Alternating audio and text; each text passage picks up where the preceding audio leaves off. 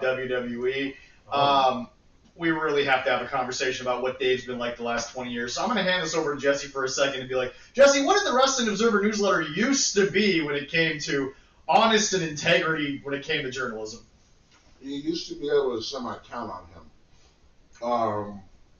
Because he did have sources. It doesn't mean he doesn't anymore in WWE. Clearly, there's a lot of... There has been some trolling of him, and he hasn't liked that. And so now he's listen, he might not be against the wrestlers, but he's against the product. Oh, absolutely. And he can't say that he's not, because that's just not true. So it's a damn shame. My dad used to help me pay for the Wrestling Observer. I kind of did for a few years after I graduated high school, because it used to be a magazine, and then it was online magazine, and then because I used to just go on the site and then read his reviews. Right, yeah. Because he also used to have a couple of collaborators on the site. I don't know if they're still there, but now, yeah, it's. Unless it's AEW related, you really can't. It's a damn shame you can't really trust anything Dave says. And like, it doesn't matter if the promotion has trolled you and fed you false shit every now and then. Like, you gotta find a way to be above all that. I would believe as a journalist. Well, I think. And especially with the way that the media has been recently, I really, really think that what we're missing, Jesse, is we miss the days where there was a news section that just read the goddamn news. Right. Okay? Like this moment in time of what just happened, thanks to our senile old mango running this damn place, would have just been someone comes up and says the President of the United States, President Trump, has bombed 3 nuclear sites in Iran. And news coming out of there states this. And then he'd go into his soliloquy. Right. Now, you pick where you want to go, and it's like, well, Fox is going to say the President has taken out this terror, even though they were just kind of sitting there with nuclear capabilities, as are like 19 other countries. And then NBC is going to sit there and say, senile old man, not really cognitively all there. And then there's the one newscaster who deserves an Oscar, Emmy, Tony, whatever, for sitting there and saying, the President of the United States apparently just tried to tell everyone that the Declaration of Independence didn't exist during the Civil War of the United States of America, neither here nor there. But it happened. But it's just... I saw that, and that scared me a little bit. It scared me a lot. What are you talking about a little bit? But hey... we're all immortal like you fat fuck. Hey, anyway. I was there when it happened, so... Well, that's true. I was there for both. The Science Declaration and the Civil War. Did the bombs burst in the air, or did they actually, trickle down? And was the Twilight's last gleaming, or was it its first gleaming? Anyway. I was twilighting a little bit. That's a fair statement. But no, Jesse. But also, we got to say, too, with everything going on, I did double check to make sure, because Night of Champions is going to be in the Middle East area in Saudi Arabia. As of this taping, it is. It is. At the end of the week on Saturday, they said plans are still going True, but there are plenty of American venues that are getting ready to possibly host it last second. Oh yeah, if worst comes to worst, yeah, that's what they're going to do. Hold on. So we are going to step out of pro wrestling. Hold on. We'll not get off track yet. Well, we're not, but let's talk Saudi Arabia. I know we had to set that. We had to talk about that because this has come up a lot. Yes, Saudi Arabia is one of the allies of Iran. Yes, of course they're a Muslim nation, quote unquote kingdom. But I want to be very, very, very, very clear. When Saddam Hussein was kind of near the end of his war, yes, Saudi Arabia stopped funding him. They did. They kind of gave up on that. They kind of gave up on, whatever. And here's the other thing. The Saudi Arabians also have entered a contract with TKO. Jesse, how mad do you think they're going to be for how much they're paying for this show if the show doesn't happen, but they still got to pay TKO? Well, and I would doubt and I mean this, I would highly doubt that the Saudi Arabian prince, for how much money they're going to make off all this. Not just pay WWE, how much money they are going to make off all this. Yes. That they would allow anything to happen to any of the wrestlers or any of the Also, in the world power struggle, it is Saudi Arabia above Iran, so Iran might want to. To be fair, they are kind of the kingdom of the Islam nations. Yes. Really the first to understand how to make corruption work for you. But we're not mad about. I mean, for God's sakes, we're American. I do not believe that the show will be moved and that there will be any issues. Yes, and he is an orange idiot, but I think WWE and TKO are gonna be fine. Now, as he was if saying, this was something where he took out some sort of Saudi Arabian facility, there would be no show in Saudi Arabia. Absolutely not. Because no one would go. But anyway, getting back to my point. So basically what I'm referring to, the specific news, was where you kind of have to cite your sources. Sure. Was first and foremost, TKO announces Roman Reigns' contract is currently not under review. Correct. TKO also specifically a statement out, we are not looking to offload WWE. No. And the one that really kind of got me this week was WWE requested it, and not just requested, demanded was the phrasing, commercials for Happy Gilmore 2 without MJF. We all watch Netflix. We all have Netflix. Correct. Oh, yeah. Pretty sure there's only been like 1 or 2 commercials for Happy Gilmore 2, and I've seen them while watching Raw. Yeah, me too. They're still showing MJF. Well, not only that, but like, Jesse, okay, let's say for 5 seconds it didn't happen during the live Raw. Who gives a shit about the rest of the week? Oh, wait, nobody. Because it's Happy Gilmore 2, one of the most anticipated sequels in 20 years. Almost 30, honestly. I do not. Was Happy Gilmore 94? Something like that. Because 91 through 98 95, I think. 95? Yeah, something like that. Yeah. Netflix did not pay $5 billion to be bullied for a commercial. to be told not to play a commercial of something they're going to be airing. Especially considering MJF in the commercial I saw was in it for like 15 seconds. Right. So, like... By the way, back into the movie.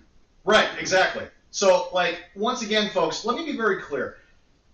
This is the guy who sits there and tries to tell you that Kenny Omega and Okada and Will Ospreay combined have had the most 5-star matches in the history of professional wrestling, which Dave technically still knows a lot about. It does. But before we get to not even taking shots at Okada, Kenny, and Will's legacies, lest we forget, Kurt Angle does not have a 5-star match from the Wrestling Observer newsletter. And Kurt Angle, whether it was comedy, whether it was pure in-ring ability, or it was just the ability to cut a promo, has had a lot of 5-star moments in his fucking career. Mm-hmm. Not that he cares! Happy Gilmore, 96. Okay. Thank you. So 96. 19 years. How... Yeah. How fucking... Shawn Michaels versus Kurt Angle at WrestleMania is not 5 stars. Jesse, boggles my fucking mind. Jesse, I understand you have to look at a match subjectively and sometimes remove the names and look at what's in it. Their names are lower 3 stars. What they gave us was at least 5.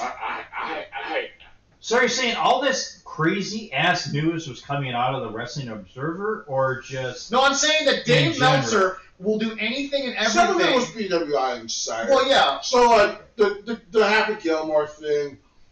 There so was the TKO thing. But there was some half-truth to it.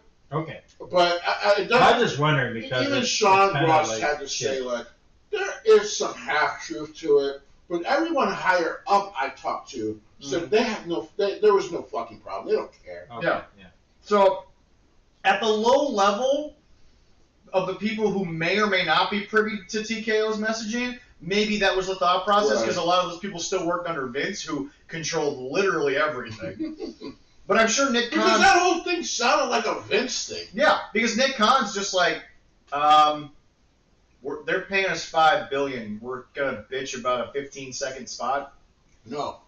We're gonna we're gonna talk to the guys giving us $5 billion about a 15-second They're basically moment. kind of getting everything they want out of Netflix. So, Right, exactly. So like we're just no, Leroy. What I'm saying is that it is proven fact over the last 6 to 7 years, probably longer actually. Dave Meltzer is no longer a journalist; he's an opinionist. Correct. Oh yeah, I totally agree. He is an analyst who is trying to pretend like he had a 30-year career. I'm not saying Dave Meltzer doesn't know more about wrestling history than me and Jesse combined. He probably does. Well, but to say that, I'd be willing to go 1v1 on a quiz against Dave Meltzer. That's fair. But Jesse, to say me too. But to say that over the last 20 years, Dave Meltzer has been fair to WWE as compared to New Japan, which, by the way, I checked, he was very opinionated about New Japan for a long time. Yes, he was. And he had issue with the fact that New Japan was not doing a lot of the things that he doesn't accuse AEW of doing until, like you said, Jado and Gato kind of got that book and they sort of brought in a more westernized version of booking. Right. So, like, Dave has been critical of the Tokyo Dome. Yeah. But, guys, you can dislike Jim Cornette all you want, but the one thing that you always got to give credit to Jim Cornette about, when a Jim Cornette quote blows up enough to where people are quoting on all these wrestling pages, you see one of two things. One of two. The Jim Cornette Experience, Corny Drive-Thru. Those are the only places he gives his opinion. Correct. He doesn't do interviews. Right. He doesn't go on other podcasts. No one can misquote him because it's not only on every podcasting service. Right. It is on the YouTube clips. Right. It is literally Jim and Brian just bullshitting. I'd love to get an interview with him. He did do the one interview with Shoot Interviews. Is that Blake or the bald dude? I forget his name. Yeah. Like 8 years ago. Yeah. But what I'm saying is that nowadays nowadays those comments are from two places, and he and Brian work at both. Right. Mm-hmm. And it's just the two of them. They just do different shit on each show. So let me be clear. Wrestling Observer Radio, Wrestling Observer Newsletter, all the other people who work at that, like Brian Albert, let me be clear, folks.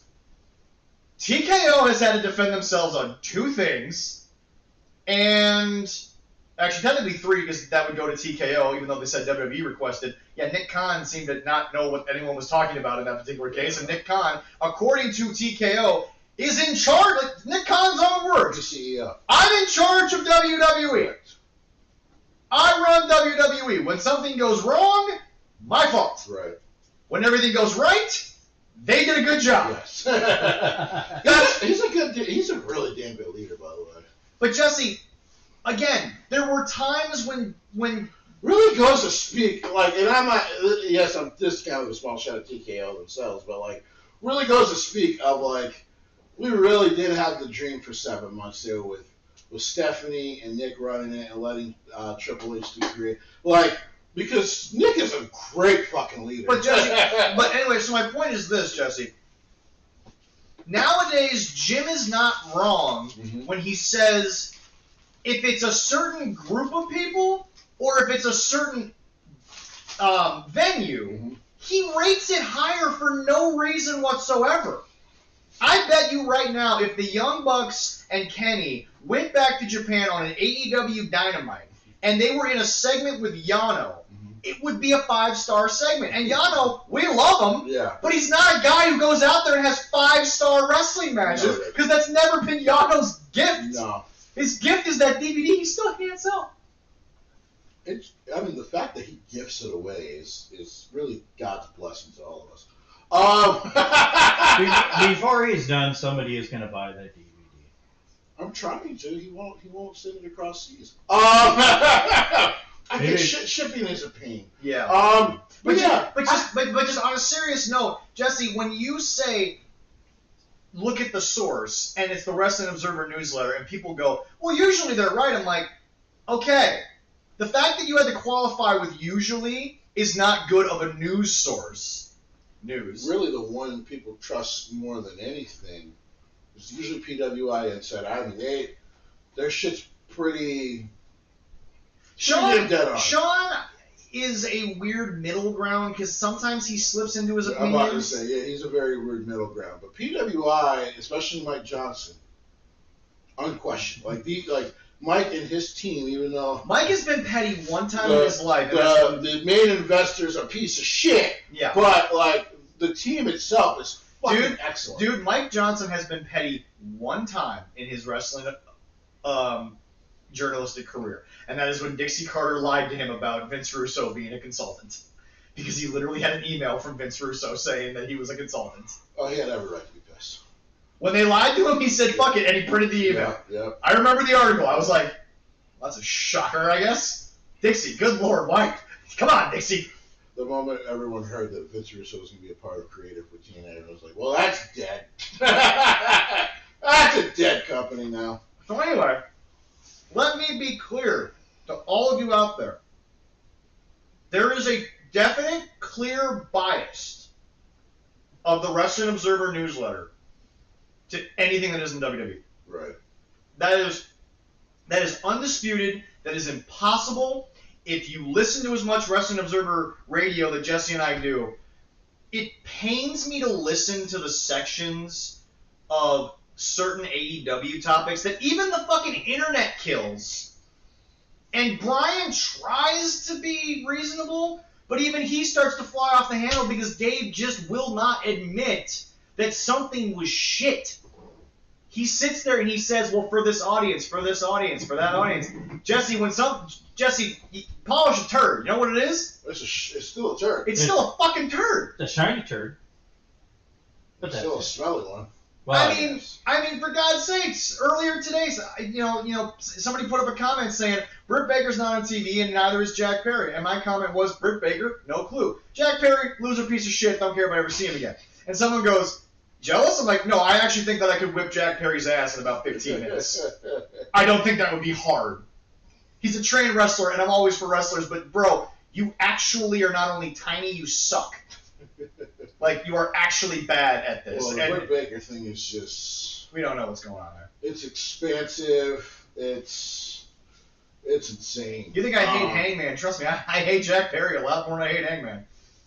To be fair. Rumor is he is heading towards WWE. No, that rumor apparently got killed. Oh, got killed? By one source, that rumor was killed, but I will say this. Shawn Michaels. Yeah, right? What's the shot? But I will say Why this. would I sign somebody so unlikable? But I will say this. You don't think WWE wouldn't find a spot for her for at least 8 months, pay her, then give her like a 2.5 month break?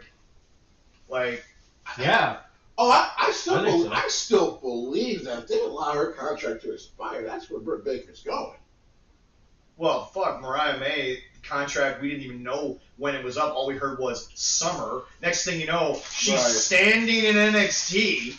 Well, like I told people, I was just like, the fact that, like, you couldn't talk her into at least 2 more years, because even she probably wouldn't, like, what am I going to be doing nothing for 2 years? You couldn't talk her into a fucking year extension after the rivalry. Jesse, how many times do we caveat this?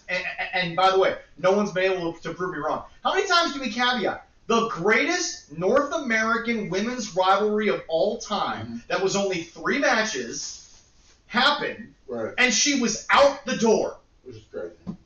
She was out the door. I'm sorry. That shit is still crazy. I'm sorry, but the NFL, namely the Jaguars, have spent years overpaying guys because they had a decent fucking year. Right. She had the best women's rivalry on North American soil since probably, I mean, honestly, you gotta go back to maybe the 80s. Right. Maybe like the Mildred Burke era. Right. Something like that. Mae Young's... That stuff between her and Tony Storm was phenomenal. But that's the thing, Jesse, was like, when they decided to get bloody, it kind of made sense. Right. We got it. These 2 women are eccentric and they're over the top. When Britt Baker and Thunder Rosa had it randomly on fucking Dark, the world kind of went, okay, I guess. But why? And they I don't know. And they thought it was the greatest thing ever that they produce. I mean, listen, I dubbed that shit because, like I said on our show, I said it's really cool stuff they're doing, but it's on a show no one watches. It was on a YouTube show that was for free. Nobody was paying for it. We digress. Yeah. That was actually on Dynamite. That was on Dynamite. As a lights out match. Yeah, that was. The build was on Dark. That's what I remember. That's why nobody everybody was going 4Y because no one watched them get to this point. And by the way, what made that worse was the whole. That was their first attempt at using a real life incident and trying to use it as kayfabe. Didn't do a great job of it. But anyway, it didn't work out. But anyway, back to my point, guys. TKO, they're literal words. We are not trying to renegotiate with Roman Reigns. TKO's literal words. We are not trying to offload WWE. TKO will not, however, just admit, Dana White, you probably lowballed John Jones Bones. Like John Bones Jones. You probably lowballed him because that's what you always do. And now Tom Aspinall, who can't eat chicken wings properly, is going to be the new heavyweight champion. He has to eat that. No pun intended. Because he was in a video with Beard Meats Food over in fucking the UK there, and they had a chicken wing eating contest, and he pulled out a knife and fork to eat chicken wings. Yeah, that's crazy. No, sir! That's crazy work. Right What? there. I'll send you the video. Adam from Beard Meats Food. I hear it, yeah. Yeah. What the hell was Adam he pulling out utensils to eat a fucking chicken Wow. wings. Tom Aspinall uses a fork and knife to eat chicken wings. The British are weird, man. If I have chicken wings out, there's no silverware anywhere. Unless we're having potato salad. I will say this, though. Tom, you were also slow as balls doing that. Anyway, Jesse, I find it funny that the people at TKO have to dispel all these rumors, and all the people, because WWE and UFC, a lot of crossover, no one's mad at Dana. No one's mad that he's 38, but John Jones has never had any real medical reason he couldn't fight other than, addiction problems, that maybe we couldn't get him in there one more. I'm not accusing John Jones Bones of dodging Tom Aspinall. That's not what I'm doing here. But what I'm saying is that, Jesse, there is a history of lowballing fighters, but there is no history of lowballing wrestlers. Now, yes, some wrestlers sign for very little. But here's the deal, guys. When they let WWE do their thing, those people make a hell of a lot more money. You don't think Jordynne Grace is making a hell of a lot more money in merchandise in WWE than she was over in TNA? Oh, for sure, yeah. You don't think Jordynne Grace's exposure hasn't gone the fuck up since she got to NXT? Oh, yeah. You don't think Jordynne Grace doesn't realize that when she took that pay cut, she knew what this was going to be? Her exposure got huge when she walked out during the Royal Rumble. To start. To be fair, you don't count as 70,000 people. I know you think you do. But to be fair to him, he's right. No, I know, but we still have to always, tell people that Leroy. To quote the Falcon and Winter Soldier, he's out of bounds, but he's right. Yeah, I am right. That is the first and last time you will ever be called Captain America. Well, I'm not a super soldier. Don't you start flexing on camera. Please don't do that. No, I just did this. I kind of flex. No. Sure you did there, buddy. Your shirt gave away the story, man. Yeah. No. We love you, but sure you did. I did not take any injections of super soldier serum. Not unless they have syrup in them. Yeah. That's true, sir. But anyway, I love me some syrup. Jesse, it's sad that we have to open by saying that, but we need to dispel the rumors Right. let me be very clear. Everything that this guy has said has literally been refuted by the people who work for the people who run this bitch. Right. So, no one looks at Roman Reigns' contract and then looks at the numbers that Roman Reigns brings in and says, he's not living up to that number. No, he is. He is. Hey, for $20 million per year, that feels like a steal. Yeah. And by the way, TKO might have some debt. What? Even though, let me explain to everyone, their personal debts do not dispel the fact that they have probably already made more money than they paid for WWE. Oh, yeah. That is not a if TKO's losing money, it's on the Professional Bull Riding Association and UFC. It's not on the place. I'm about to say, we don't even talk about PBR. Yeah. Like, no one gives a shit. I do like watching it. Yeah. I respect those guys. Yeah. And gals, but like, there's some crazy fucking rednecks that want to jump on a goddamn bull. To be fair, they are athletes to do that shit. But oh yeah, they're a little crazy. Boy, people do not give a fuck unless that bull is killing you. Right. Watching that. Right. It's like NASCAR for people that actually, enjoy It's like sports. a TKO bought like F1 and try to start an American version of F1, and you'd be like, bro, you're gonna lose hundreds of millions of dollars. Bro, F1 has gotten so close to soccer on a consistent basis. It's insane. But the problem is, no one in America gives a shit. Yeah. I did watch some UFC. They had some UFC on regular TV on this Saturday. Yeah. And I watched one match. It was good. The other match that I first watched would kind of suck. But let me be clear. No, they gotta work on that. No, let me be clear. TKO might be in debt. That's one thing. But they own 3 separate major sporting things. Yes. One, they paid $9.3 billion for it. That's what we know WWE was sold for. Right. Mm-hmm. Well, let's see. 9 minus 5. It's about 4.3. Equals Jimmy Crackhorn and And we don't care. we don't care. The first WrestleMania under TKO did over $1.5 billion. So now we're at 2.8, and they've had it now for 2-3 years, and they've sold out arenas around the world, and they've had another Somebody WrestleMania. just recently did the math. The 2 WrestleManias, all the pay-per-views, the Saturday night's main events on NBCs, the Netflix deal. I could go on. TKO. Doesn't WWE do like $100 million a month in merch for the top TKO guys? basically already made their money back off of the acquisition. Right. So when you guys, they did, guys out there start commenting, couple more years, they won't be in debt. WWE's losing its money. Like, no, it's not. No. No, it's not. Guys, business is not difficult. Jesse's a higher up now. He has to look at numbers. He'll tell you. Hey, Jesse, random question for you. Yeah. You know, business mind over there. Yeah. If a certain acquisition has already, in less than 3 years, outperformed what you paid for it. Correct. Is that the reason there's debt in your company? No, there was already a lot of mega debt for TKO. Right. So why are we? Other stuff that they were doing. So why are we thinking? So let me get this straight. TKO has 3 equities, one of which, in less than 3 years, has paid itself off. Has paid itself off. And Yeah. they're going to offload the thing they just paid $9 billion for.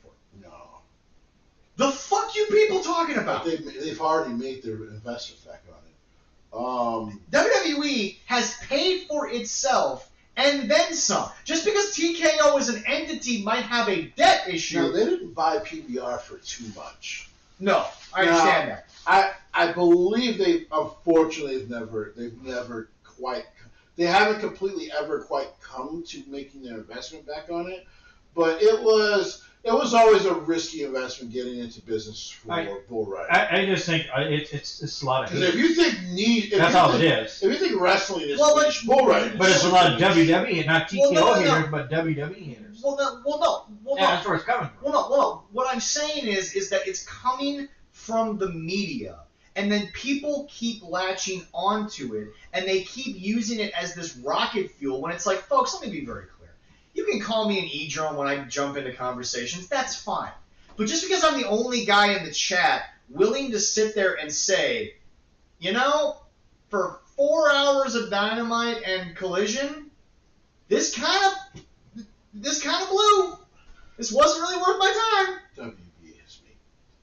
There's no way they've completely made their money back. There's no fucking way on this second deal, and I'm about to look it up now.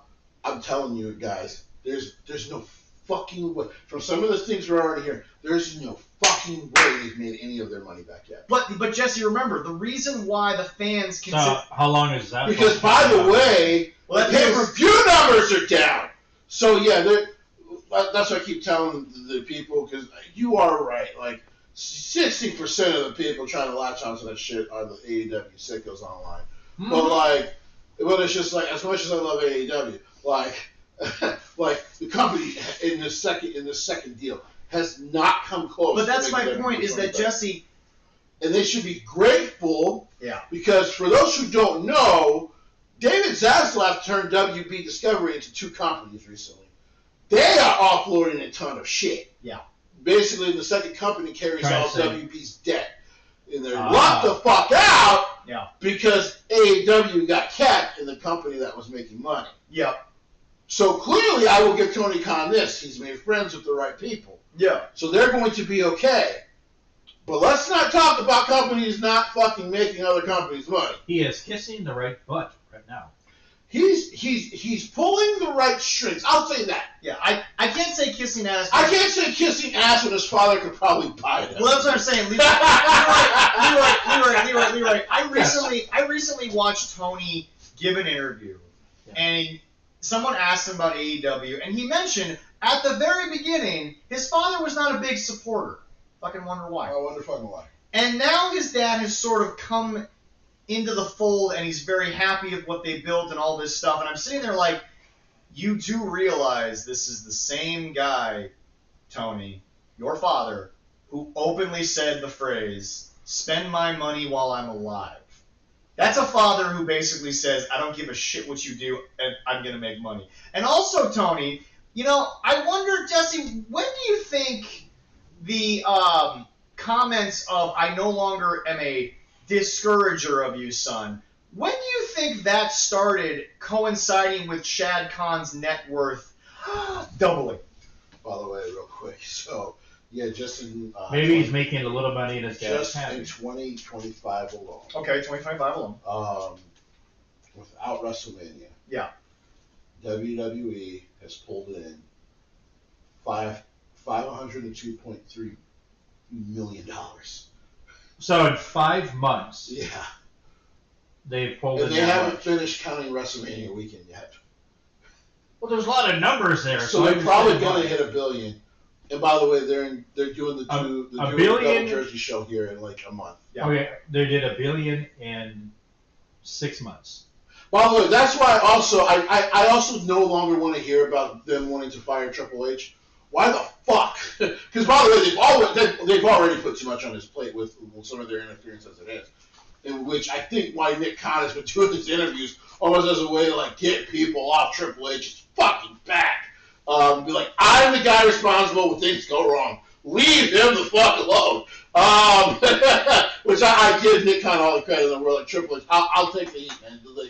So back to my point, Jesse. That's crazy. When do you think? And by the way, to be fair, yeah, WWE shows, like their live shows, yeah, are up and down recently. Yeah, but they don't always sell out anymore. But no, Jesse. Now to my point about this interview that Tony just gave. Yeah. When do you think the father's approval started with AEW, and then his net worth doubled? Probably around the same fucking time when he realized not even my son can kill my fortune. To be fair, he's not trying hard. For those who don't know what he got his fortune from, he was always going to be okay.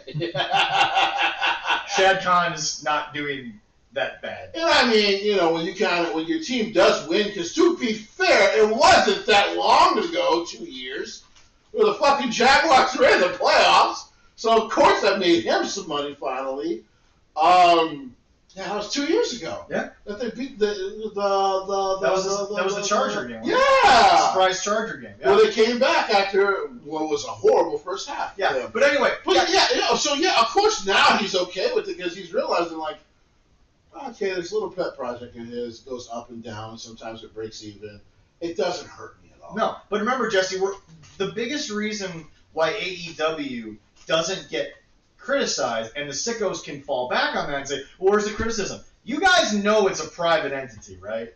You know the numbers don't ever have to come out. Because they're not publicly traded. WWE has been since 2000. And because, since legally a publicly traded company has to put their numbers out. I own 3% stock in WWE. I'm not proud of that. But it has made me some money. Right. But I'm just saying. Kathy has some money in that too. I don't know about that either. But I'm just saying, it's weird when you guys can't wait to jump on the finances of a company that owns WWE. By the way, real quick, because somebody did ask me recently, Jesse, how's your Disney stock? I'm slowly buying it back because I had health bills to pay for. But before fucking Dum Dum in like 2020, I was doing okay. You know, it's interesting you bring that up because I have been thinking recently about so many things that Disney's been doing, and the fact that Disney right now seems like they're on fire. Yeah. Because they have some major issues with this new thing they're doing. For those of you that don't know, the majority of the reason why Disney is doing these live-action remakes is the patents on the original movies are starting to run out. So they're trying to reclaim their intellectual property. The problem is... I still haven't watched the Snow White one yet. Don't you fucking dare. I swear to God. It's free. Hey, stop! Do you love your children?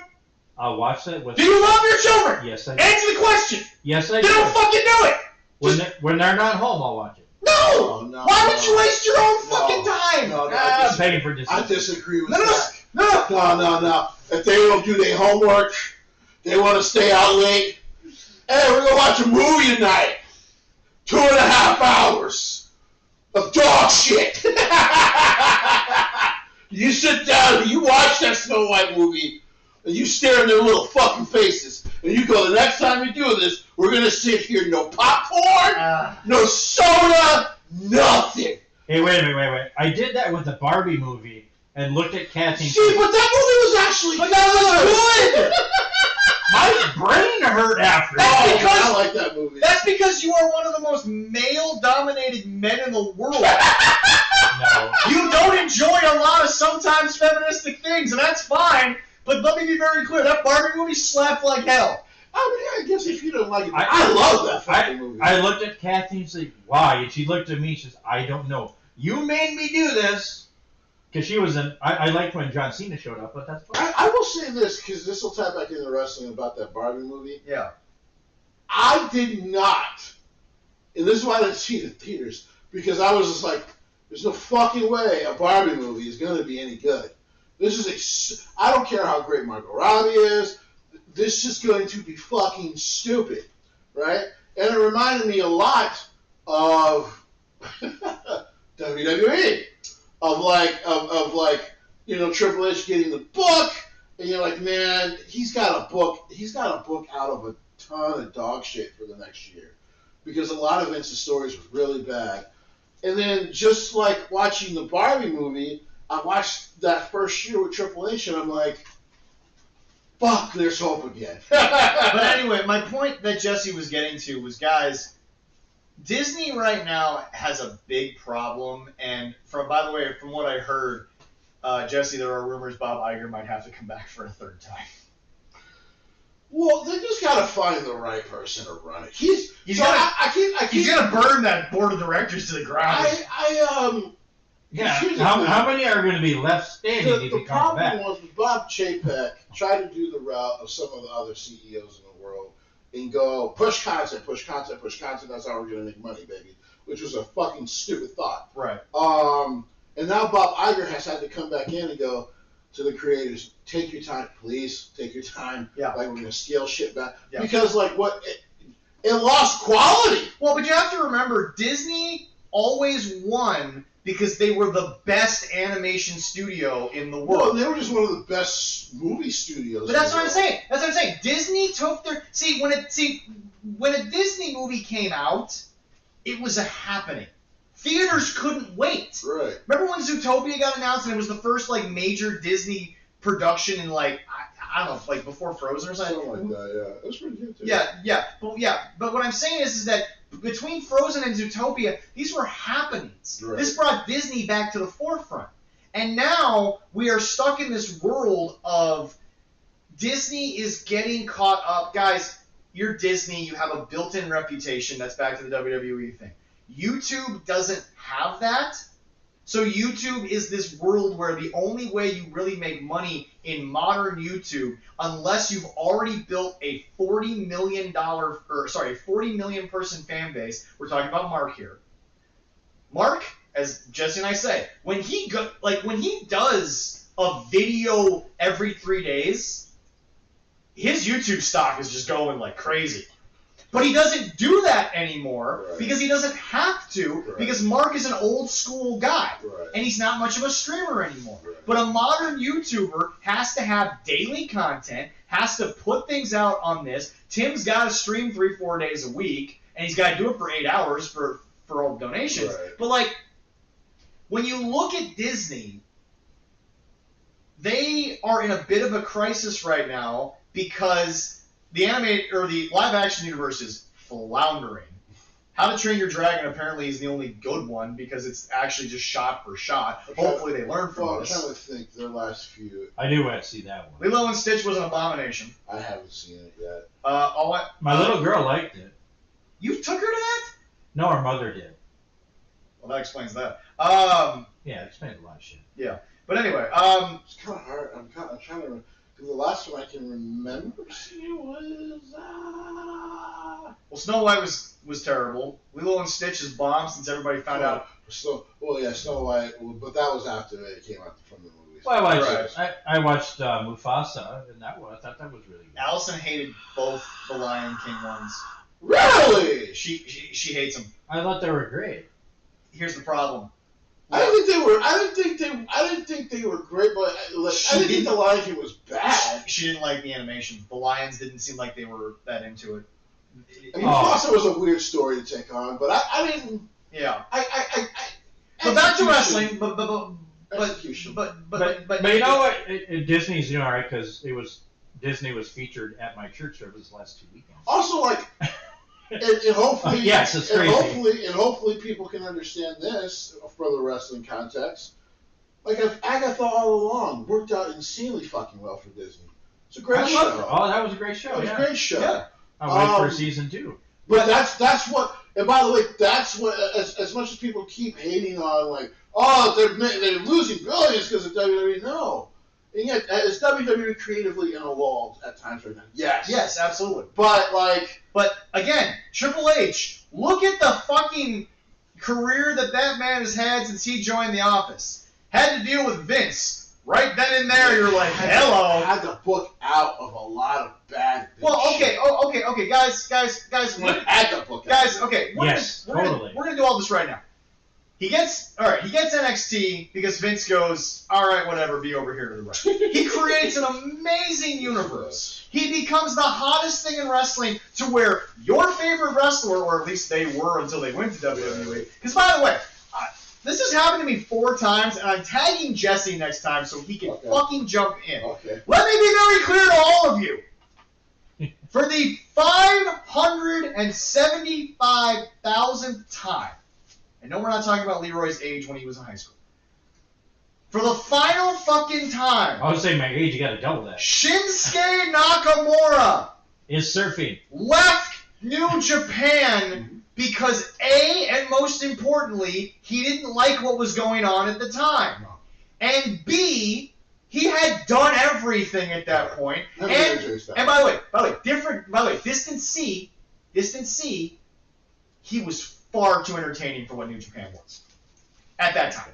Well, yeah, he was definitely more WWE than what New Japan was at that time. Right. And then, by the way, for those of you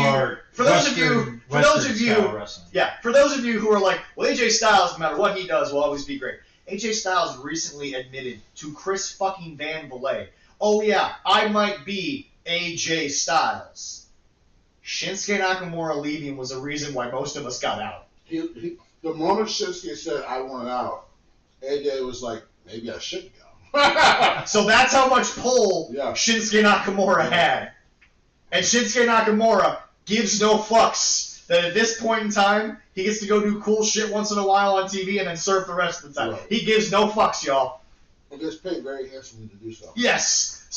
I wish we could do that. So the next time that I'm on Facebook and somebody talks about Shinsuke, go back, I'm just tagging you. I'm gonna put your name, and you can come out there and you can look at these people and be like, he doesn't want to go back to New Japan. He doesn't want to go back to Japanese wrestling. Period. Now he did go do the Noah thing, But remember, that was as a favor to a friend. Yes.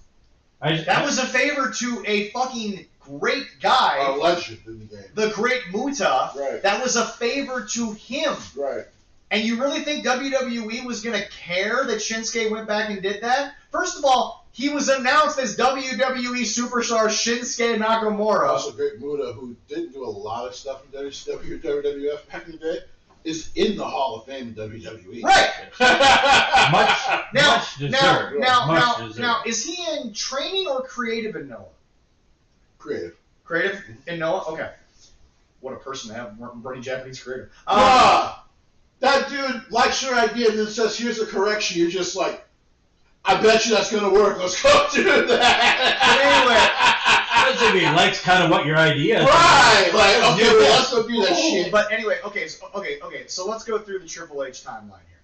He books an amazing underground feel. Everyone's into it. You got Slipknot as your fucking opener every week. God, it was awesome. Slipknot was in a revival anyway. Yeah. At that point, by the way, their new drummer might be the best thing they've had since Joey. No offense to the other guys that were in the band, but like he hits those drums fucking hard, dude. I feel bad for his for his roadies. But anyway, no. So he books this amazingly underground feel. Everything's going great. Vince gets angry, starts to kill it. Then Vince decides to become a creeper, and Triple H has to take over and deal with a reputation issue, and try to book out of 7 years of some of the worst wrestling television. Some of the absolute most dog shit ever. And by the way, half of Triple H's original Black and Gold still can't recover. That's how bad that fucking booking was. Then, out of nowhere, fucking Dwayne "The Rock" Johnson forgets what wrestling is. Triple H had 7 months of freedom. Right. And then Dwayne wasn't getting movie deals. So Dwayne was bored. So Dwayne said, I'm going to go fucking back to the place that made me.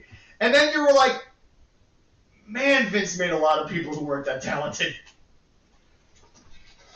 When he fucking tried to ruin the Cody Rhodes thing, that was the first time. Seriously, that was the first time I went, God, this man really is a selfish, entitled piece of shit. Like, just because your movies have fucking sucked, you lost big studios millions of dollars on them, and I thought maybe you were coming back to wrestling to do some fun, cool shit, but you're just thinking about you. Right. Nigga, fuck you. Right. Like, we got this great shit going on with Cody Rhodes and Roman Reigns. Why would you fuck with that? Quick question, Leroy.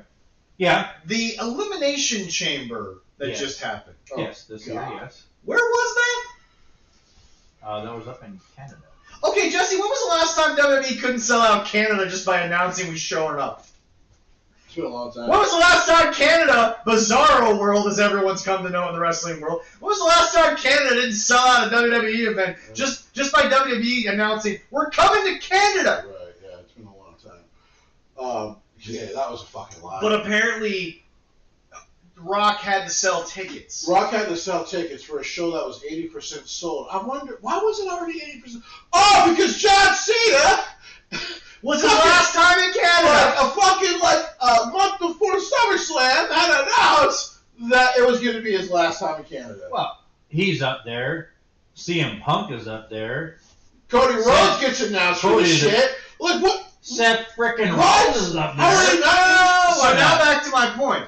Guys, unfucking believable. Guys, Triple H has never had a full year just to book WWE. Dude, and now he is. That shit on the Pat McAfee show, I think had to be the first time since you guys' former quarterback. Do you guys remember this shit? Because he was a Jet for 1 year. He ain't one of our former guys. Remember this shit? Well, I was, in Green Bay, they didn't really like my talents, but, down here, like, they wanted me in Minnesota. They needed me in Minnesota. Blah, blah, blah. Do you remember this fucking guy? Oh, Farva. Do you remember? I know Minnesota fans as I watch it from a hospital bed. Do you remember what fucking happened in New Orleans? They cheated? Yeah. No. Let's move that part to the side. This is a 30. No. This is a $30 they cheated, but now go ahead. This is a 39-year-old former 10-time Pro Bowler, 7-time All-Pro, I know. quarterback, I know. one of the greatest gunslingers of all time, had a nigga wide open in the middle, decided to stick it across his body. But he also could have ran a little bit too. He also could have ran like 4 yards. And all of a sudden, you guys get felt like you're going to the Super Bowl. And we're beating Peyton Manning that year. We were. I really hope. Because you did it the year before with Devarius Jackson. So what the fuck? And this is our year. We'll see what Will happens. you shut the fuck up? We'll see what happens with Damn! I'm always hopeful. God damn! Tim the 10 Man cursed the fucking Wolves, and now you gotta come out and start saying shit. Hey, Leroy, look at me. I say Shut the fuck every up. year. Shut the fuck. Yeah. No. Yeah. Do me a favor. Say it. No. Listen here. Say it after training camp. Make sure we're healthy. You dumb shit. I hope so. Jesus. How about you just don't say anything? What are you, Angel Reese? What are you, fucking Angel Reese? Oh. Sitting here showing up, talking about how great you are, showing off your fucking. Hey, I slay. You went 9-2-2, you dumb bitch. I'm a typical Minnesota fan. I'm hoping it's this year. No, that's a typical Minnesota fan. Thank you. And that. Fuck you. I'm sorry. Let me get this off my chest. I gotta watch the fucking WNBA Facebook page. Showed Angel Reese posing for her photo saying she's ready to slay. She went 9-2-2 and her team lost by 30 on a fucking midday game, you fucking idiots. By the way, they already lost to the Indiana team again without Caitlin Clark. Did they lose the game that was happening today? I don't know how to go look. I gotta know this. And We're supposed to care about her? Hold on. Is that what they're Hold the fuck on. Man, you really set him off. What am I holding on to what? I'm trying to figure out. You really Dallas Cowboyed that, by the way. Oh. That's what Dallas Cowboy fans do. This is Hey. our year. Hey. Fuck the Cowboys. I don't disagree. I hate. No one's disagreeing with you, sir. But you very much so Dallas Cowboys. I hate the Packers more than the Cowboys, but it's really close. And no one can ever talk about Jeff fans because we always expect the worst. Seriously, we could have got Kirk Cousins with that team we had, and I would have probably sat here and been like, yeah, we're going to go fucking 9-7. We're not even going to make the playoffs. So, you guys have been going that good. It's only been good since, Namath? Oh, hang on. Hold on to what? We are, oh my God, Jesse, we're going to hear about this for the next, oh shit. Oh boy. Longer than I've been around? Nah, dude. Boy. Woo, Miss Me Bounce. 19 rebounds. 10 points, they lost by 13. Anyway. She should have scored more. 7th overall pick, and she's basically Dennis Rodman. Okay, cool. That's going to change your franchise. Yeah, all Caitlin Clark has done is show, yeah. Oh, by the way, folks, you wonder why this is wrestling related? Did you hear Angel Reese pull the Will Ospreay? Did you hear Angel Reese pull the Will Ospreay? Yeah, that wasn't pretty. Did you hear about this, Leroy?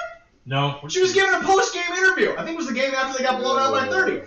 And she sits there, and someone's asking her about her development. Mind you, 7th overall pick, former All-American, but she had a ton of awards when she was in college. She was a good college player. Yeah, no, she sits there and says, yeah, but when you're drafted high, you're usually drafted to one of the worst teams. Not that we're one of the worst teams, but we're getting better each day. And I'm like, oh, sweetie, those defenses you were getting from those women in the locker room, that ain't coming anymore. You ruined that opportunity. Well, as we know from. But anyway, no. Let me be clear. Let me be clear. And you're not good in Stop trying to get real analytics and let me scold you, you dumbass. Don't fucking talk until we leave training camp with 53 healthy guys. Don't do it. Well, Shut the fuck up. You're probably the fucking person who sat there and said, 98's going to be a really good year because Gary Anderson's been kicking well. You're probably a bigger problem than the fucking announcers. Don't give me this shit. No, I never said that. Bullshit, you didn't. There's video of it somewhere. I was watching the game go, please, and then I was like, fuck. Stop cursing my team. Anyway. All right, what really the big I'm not the only one that's cursing. It was not Gary Anderson that lost you that game. Was the guy holding the ball? Why did you not watch 7 in Atlanta all fucking year? Like, how did you not see that nigga running around all year? That wasn't the same game. Oh, no, that wasn't the same game. He wasn't in the league in 98. Oh, yeah, no, that was a different one. So was that Randall Cunningham? No. No, that was Culpepper and Moss. That was the Falcons, though, wasn't it? Yeah, but the Falcons didn't have Cunningham. Who the hell in '98? Well, let's get back to Yeah, wrestling. Ryan. It's good because guess what? We're Vikings fans. We don't want to talk about this. Anyway, '98 was a bad year. It's been a Got bad. to the NFC Championship. Yeah, it's been a bad. Okay. All I can say is Joe Namath. That's it. We We're going to talk about a kick you guys should hate. It's the one in the winter against the fucking Seahawks. That. Because that was a 19-yarder, I know. That one. They had to trade him because had that happened in New York. That one doesn't hurt as much as. Okay, all back right? to wrestling. The other one, the first one is a painful one. That one was not as painful. Leroy, please don't talk about the Vikings stuff in training camp. Please don't. Hey, at least Favre didn't fucking ruin your season the last 7 games because he was hurt and just sit down. Continue. Well, I'd like to sit here and pretend like we can help you with your The Jets. with your They Jet stuff, but we can't. they didn't listen the first time, and they did it again and got a Packer quarterback. That's their fault. He played well at the end of the year, though. You were already 4 His games first out. game. I mean, we were dead! But he played well. His first year, he But was anyway- great for 2 But plays. anyway, Jesse, Triple H, because that's where we've been this whole time. Boy, there's a lot of therapy on this show the last couple of weeks. Triple H has had to sit back and realize he has been handed amazing opportunities. Like okay, let's say an all-time great quarterback coming to your team. Okay, we'll relate it to that. And then for some reason, something has to happen out of his control that it's just, can you imagine being him and waking up every day? One day it's my father-in-law. The next day, still my father-in-law, but now he's a creep. Don't call me or the girls at Christmas. Just send cards. Anyway. They don't even talk to him anymore. Can you blame them? They still talk to Grandma, even though that might be. And then Grandma has to go work for the Mango. That might be worse. That might be a little worse. Trying to actively destroy education and shit. But then Jesse. She's not doing. But herself very good. then the sky opens up, and Nick Khan, we learn, is the perfect executive. Yeah. He shuts the fuck up on stuff he doesn't understand. Correct. And then Dwayne. Like, this guy, you all want to sit there and say Triple H can't do anything. Really? Because for 7 months, the excuse from the Wrestling Observer newsletter, and by the way, out of Dave's own 2 chicken lips, were, well, WWE is just hot right now. That's what's hurting AEW. Meanwhile, everyone else in wrestling was doing okay. See, and that statement is, if WWE is hot, how does it hurt other wrestling? Well, apparently, it's supposed to help everything. Well, apparently, I have to tag Jesse in another comment thread the other day because Jesse, a mutual person who we all know when it comes to wrestling, I will not use the name, continues to somehow bring up every 5 minutes he can how WWE killed the British scene, totally ignoring the sexual allegations that happened to half the people in the British scene. WWE didn't kill the British scene. They did The British scene. They did all by themselves. Kill the British scene. But anyway. They did a fine job all by themselves. But anyway, no, Jesse, this guy has had to deal with more shit. And what's weird is that his actual numbers are still better than Tony Khan, who has a straight road to do whatever the fuck he wants, has an unlimited budget, has a backer who is not only family but richer than God, he is, get over it. And for God's sakes, Jesse, the numbers are still pointing to the guy who has to jump over a hurdle every 5 fucking minutes. You think Triple H answers his phone the same way anymore? He's probably nervous as hell when his phone goes off and he doesn't recognize the number. But also, Sure. I want to add to that with AEW. They have great talent like WWE. I was just about to say, and Jesse, and they do. Jesse, the rosters are actually comparable. Very stacked. But for some reason, we're going to sit here and we're going to jump on every report that could possibly come out, even though they're all refuted 5 minutes later, because as a real fucking company, you know what you do? You don't just sit there on your thumbs and say nothing. You fucking sit there and you say, all right, hi, intern? Yeah. Call whatever wrestling company you, like, call whatever wrestling newsletter you need to fucking give a statement. Tell them they're wrong. But hold on. You know what's really funny to me? You know what's kind of funny, Jesse? The reports are always from the Wrestling Observer newsletter. But the anti-reports are never given to Dave! It's always some fucking other guy that's got the fucking news. Yeah. Like, guys, before we get to actual wrestling, can we stop with this bullshit that WWE tribalism is what's trying to kill wrestling? You guys will latch on to anything and everything. You guys are as bad as Rikishi. It's what kills wrestling fanfare is tribalism. Oh yes, definitely. But WWE fans aren't tribal. There are. No. Okay, I had to do this earlier this week. Let me again. There are some. Hold on. Before you go, hold on, guys. Let me be specific. Okay. We have chronicled on the show, and I will argue this till the cows come home. The average WWE fan, though, is Leroy. Right. Casual. Right. Into WWE, has no problem with other stuff, and can't wait because he just wants to see a good show. Right. And by the way, I'm not trying to make that a bad thing with you. We love that about you. That insight is what really is the most important thing in this entire conversation. And is it? And I have tried AEW. Exactly. And it just is like, eh. But my point is, Jesse, I have to try it again. The caveat is WWE fans are not tribalistic. They just want to enjoy the show. Wrestling fans become tribalistic. True. The E-drones are the same as the sickos. You're not you're not fans of the product. You're wrestling fans. Right. You're tribalistic. For some strange reason, I don't understand, and I will never get this because the WWE is clear cut from this tree. Why the fuck AEW fans will talk about an AEW storyline and then all of a sudden will relate it back to something that happened in Mid-South or in the Georgia territories? When technically all of wrestling in WWE is derived from those territories.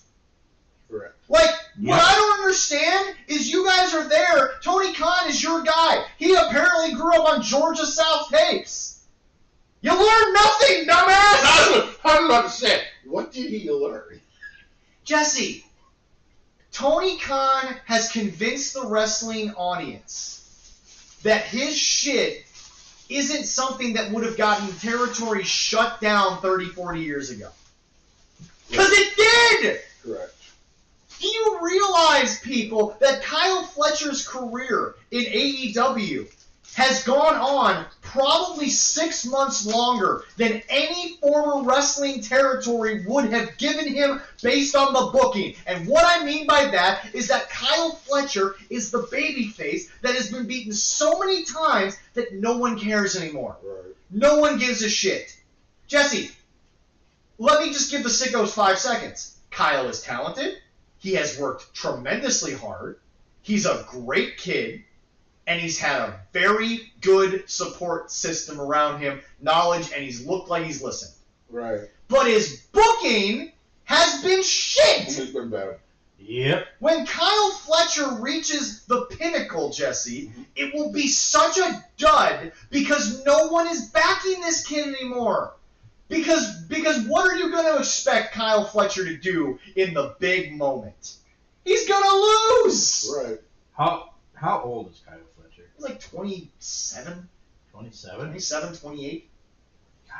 He's and that's horrible. I mean, he is not real young, but he is young when it comes to wrestling age, and he's getting. But all I'm saying he's is getting the shaft. But all I'm saying is that again, we'll get to the wrestling folks, but this is something that has to happen. We have some good things to talk about. Yeah, because this week was so bad for the tribalism stuff, and there were so many topics, and people got to understand. Number one, I don't care what anyone wants to say. Stephanie Bacure was, and I quote, a WWE stan. She wanted to work in WWE. Well, so what is the major wrestling of women that she grew up watching? The Bellas. Of course she's going to give them their flowers because that's what she watched. Right. And she wanted to do WWE.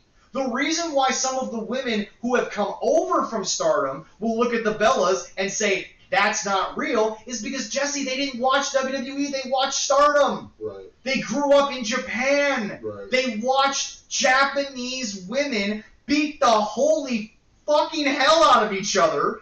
Good old strong style. Yeah. So it's like, guys, you're going to kill her for giving the Bellas the flowers that, yes, based on that television show, Right. they were the ones who built WWE Divas Division. Which more to that age of women, yeah. Yeah. But that's my point. Jesse, of course Stephanie was going to do it. Right. Of course she was going to say what she said. Right. Because remember, she wrestled one match for you guys.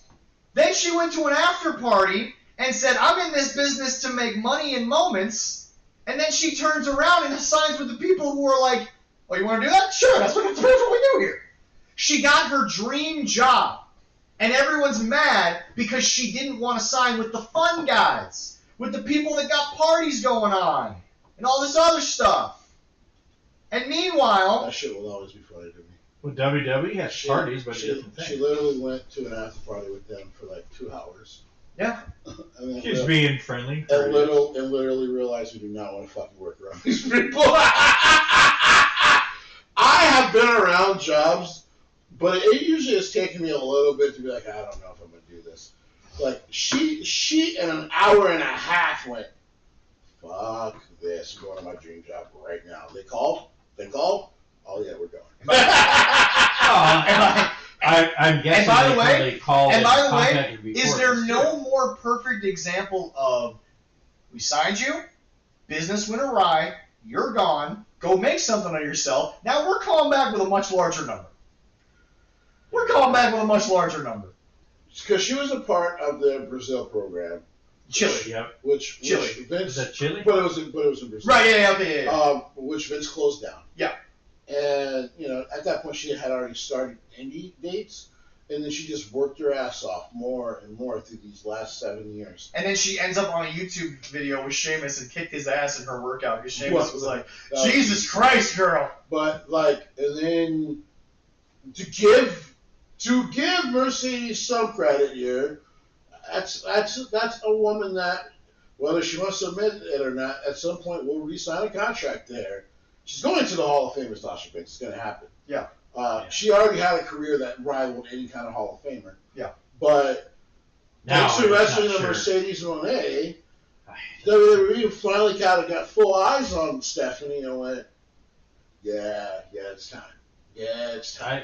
I have my thoughts on Monet this week. We'll get to that We'll later, get to that. because everyone has that. But so they get to that match. She goes, because people keep forgetting, she went out with all of them for an hour and a half. Goes home. Agent calls. Got a call from Orlando. You might want to call back tomorrow. Took, apparently, Nick Khan and Shawn Michaels less than an hour. Jesse, quick question. How many times does a player on a free agent tour in the NFL, how many times do they show up in a city, have a workout, have dinner with the staff, they leave without a contract? And then the next day, wash, rinse, repeat with a new city, new team, new town. It happens kind of, Every single goddamn year of the fucking season? Yeah, okay, cool. Yes, it does. So, Jesse, when people sit there and say, well, they only want her because of AEW, it's like, no. They keep track of everybody, but sometimes you got to see something. By the way, that was something when Nick Khan poked at the sickos on the IWC. Yeah. He got pissed at. Because basically he was saying, well, of course we watch the product as scouts because there's some incredible fucking talent over there. And by the way, folks, quick question, because once again, this is my biggest issue with the IWC. All of you in the IWC. Guys, I said something on our show, and no one has said a word about it because I was right. And everybody woke up and realized, oh shit, that makes sense. AAA got sold because they were for sale. Correct. Yes. So now let's relate back to this. Mariah May is in WWE. So two things happen. Either A, she wanted to do it, or B, Tony Khan stupidly didn't get there in time. So A, you hate the talent. A good mix, I think. Or B, you need to get mad at the guy who doesn't negotiate the contracts early enough. Jerry Jones could have had Dak for $30 million a year 5 years ago. I agree. And now it's 60. You fucking oil moron. Well, you look back. And But I'm just trying to point out, not to cut you off, Leroy, but it's just, I gotta get this off my chest because it's like, Tony, you treat this like a business. You talk about it like you're running the Jaguars, which your dad's probably happy or not. But the fact of the matter is this. he'd be more dead. You sit there and say, we're always going to be in on free agents. Oh, really? What about the people who leave you but are still free agents? Right. What about the person who's about to become an unrestricted free agent, but you still have 72 hours to negotiate a contract? Right. I'm sorry, but Jesse now has a job in AEW Talent Relations. And Jesse finds out in 72 hours Mariah May is about to go on the free agent market. You don't think Jesse ain't fucking calling her agent and Mariah May like 6 times over the next 2 hours? Oh. Basically saying Yeah. we need to talk? Well, you gotta convince her, like, somehow that, what you're gonna offer is much better than what they are going to offer. And, like, make it... But that's the thing! He clearly... Okay, one of 2 things happened, and they're both bad. 1, he never made an offer, Right. or 2, he got outbid by WWE. Hey, sickos, is he at fault for either one of those? Oh, no? Alright, fine. It's, like I said, it's really, really bad because, like, the fact that there was what it sounds like, there were no conversations. Like, they did the thing, they wrote it off for TV, and then there was no conversations. And by the way, Leroy... They gave up. And by no, they didn't give up. Leroy is about to explain to everyone, and I'll set you up here, I'm going to toss you a little softball here. Jesse, do you want to know why Mariah May is no longer in WWE, or no longer in AEW? Hey, Leroy. Yeah. Who just debuted and knocked out Jamie Hayter? By the way, Jesse, where's that match that you told me about? Between Thelka and Jamie Hayter. No idea. Okay, so anyway, Thelka shows up. Okay. Yeah. One new toy. What does he do with these new toys, Leroy? He plays them for about 2 weeks and then throws them away. Jesse, I have no idea about it. Jesse, it can't be a coincidence that Mariah May's out the door and Thelka's the new fucking hot thing in the women's division. And by the way, somebody want to tell me Jamie Hayter's doing okay? I haven't seen her since fucking Thelka knocked her ass out. And they do super... Is she married yet, Jesse? I believe you and I have to have that coming to Jesus moment at some point. The word is getting there. Okay, all right. Jesse's gonna hold off a little bit. This is like when Okada first got to AEW and Jesse was holding out that hope. How much longer on Jamie Hayter, huh? I mean, Okada's about to have a banger, but. Jesse, that. I even gave you a pass when you realized Okada was just doing it for the money and didn't give a fuck. Okay, poor Jamie Hayter. To come back from injury, I mean, and their fans clamor for her. Yeah. You're in her home country. Yeah. And you bring her back on the pre-show looking like Timu Becky Lynch. I'm still flabbergasted, bro. Now, jump forward. She comes back again. Yeah. And she gets knocked out by Thelka, who nobody previewed at all, except for a couple of spiders earlier in the fucking episode. I did go back and watch the episode. And that's it, yeah. I did go back and watch the episode. Cal was correct. Cal from Friends of the Squared Circle, please go subscribe to him and subscribe to us for $1 on Patreon. He was right. There were some spiders earlier in the episode. Correct. But Jesse, that was it. They have to explain what that is meant. And I had no idea what spiders are. I'm looking at Spider-Man. Lena Black is back. Or I think Victoria's back. We'll get to right her in now. a minute because I've got a bone to pick with something she said. Because, Jesse, it shows that she's 24 years old, and I'll explain why when we get there. But please, let's focus on this for a second. No, Leroy, you say it all the time, and people don't want to listen to you say it. Jesse, Mariah May out, Thelka in. Of course Tony wasn't going to negotiate with the old toy. Right. He got a new one. Right. That he's barely booked. And see, he has to learn from WWE because sometimes even Vince did it. You know, he did. It's like somebody went through their story. Well, they had some time off and they came back to get. That was the thing. Well, but that's what Jesse's talking about. Reinvent people to come back. But that's what Jesse's trying to say is that if Jesse was having that 72 hours, he would look at Mariah and say, "Okay, we wrote you off. Go home for like 2 months, be with your family, your niece, all that kind of stuff. Go enjoy your life. Recharge, get your batteries back. Go work out." But Jesse, she's going to do it under contract with you. Yeah. She's damn sure going to be paid by you. I do not understand how you didn't decide to have a fucking conversation with the woman. They gave up. That's why I keep saying they gave up. It's perplexing me. It's like, why? Why? WWE allowing contracts to expire is one thing. Because they at least admit we're not doing this. But they usually, as we keep hearing from these former wrestlers of WWE, we were negotiating, I stopped hearing from them, and then I was told I wouldn't be renewed. Okay. That means they were probably, TKO for sure, was probably looking at a lower number. You know you were worth more than the lower number. That's fine.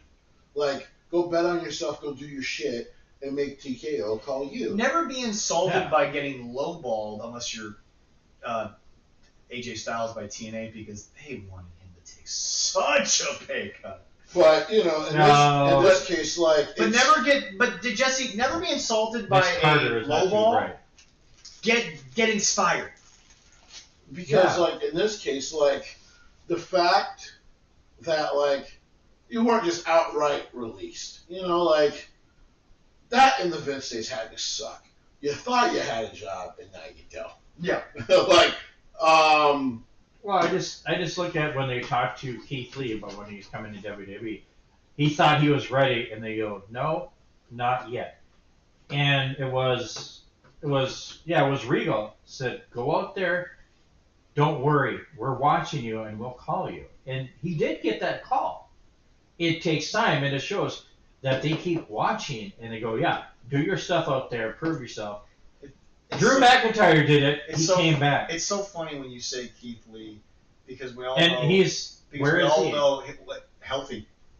And what is he doing? Nothing. Is he going to come back to WWE? Give him meat shit, Mia Yim, that sledgehammer. That's his wife.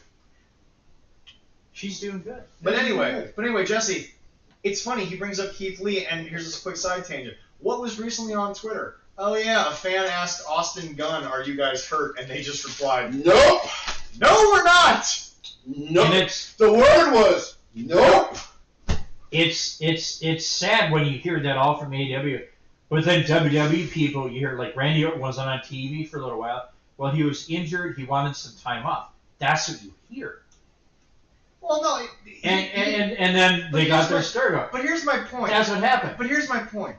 You guys will criticize WWE for literally getting the wrong fucking water for the wrestlers in the back. Guys, go ahead and ask some of your favorite local indie people. If there's water in the back at some shows, it's a blessing. They're happy. They're happy there's water.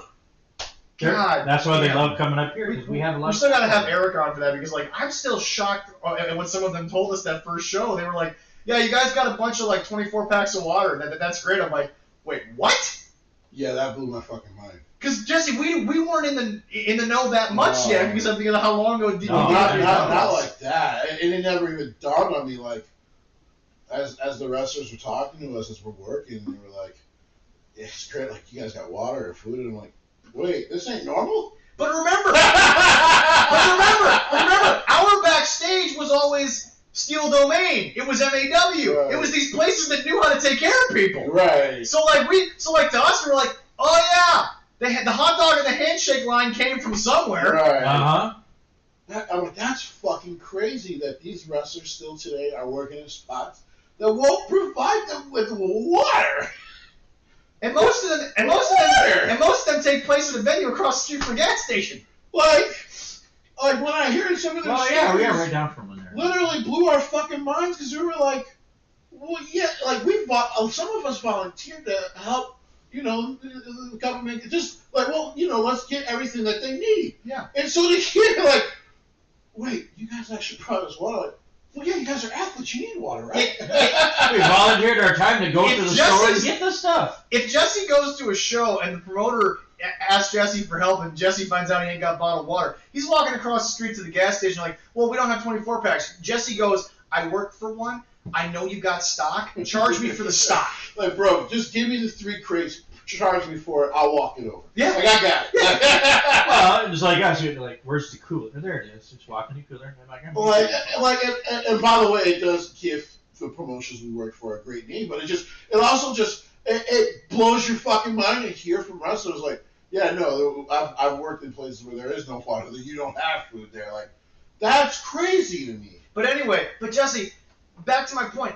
WWE gets in trouble for not giving them the right brand of water, right. But we ignore that Tony Khan doesn't talk to people. Yeah. And they just walk away. Yeah. We acknowledge that he doesn't talk. Well, yeah, we do, because guess what? He doesn't. Because we're smart enough to sit there and say that, once again, we need AEW to succeed, but a mute, deaf fucking owner ain't gonna fucking make that shit work. Well, like, just the fact, like, you don't fucking talk to your talent when, like, at any time, is insane to me. Well, it's like the first. He talks to them when they want to smoke weed with them, when they want to go party with them, and when they're in the middle of a segment. But if they're sitting on the sideline like, hey, can I do something?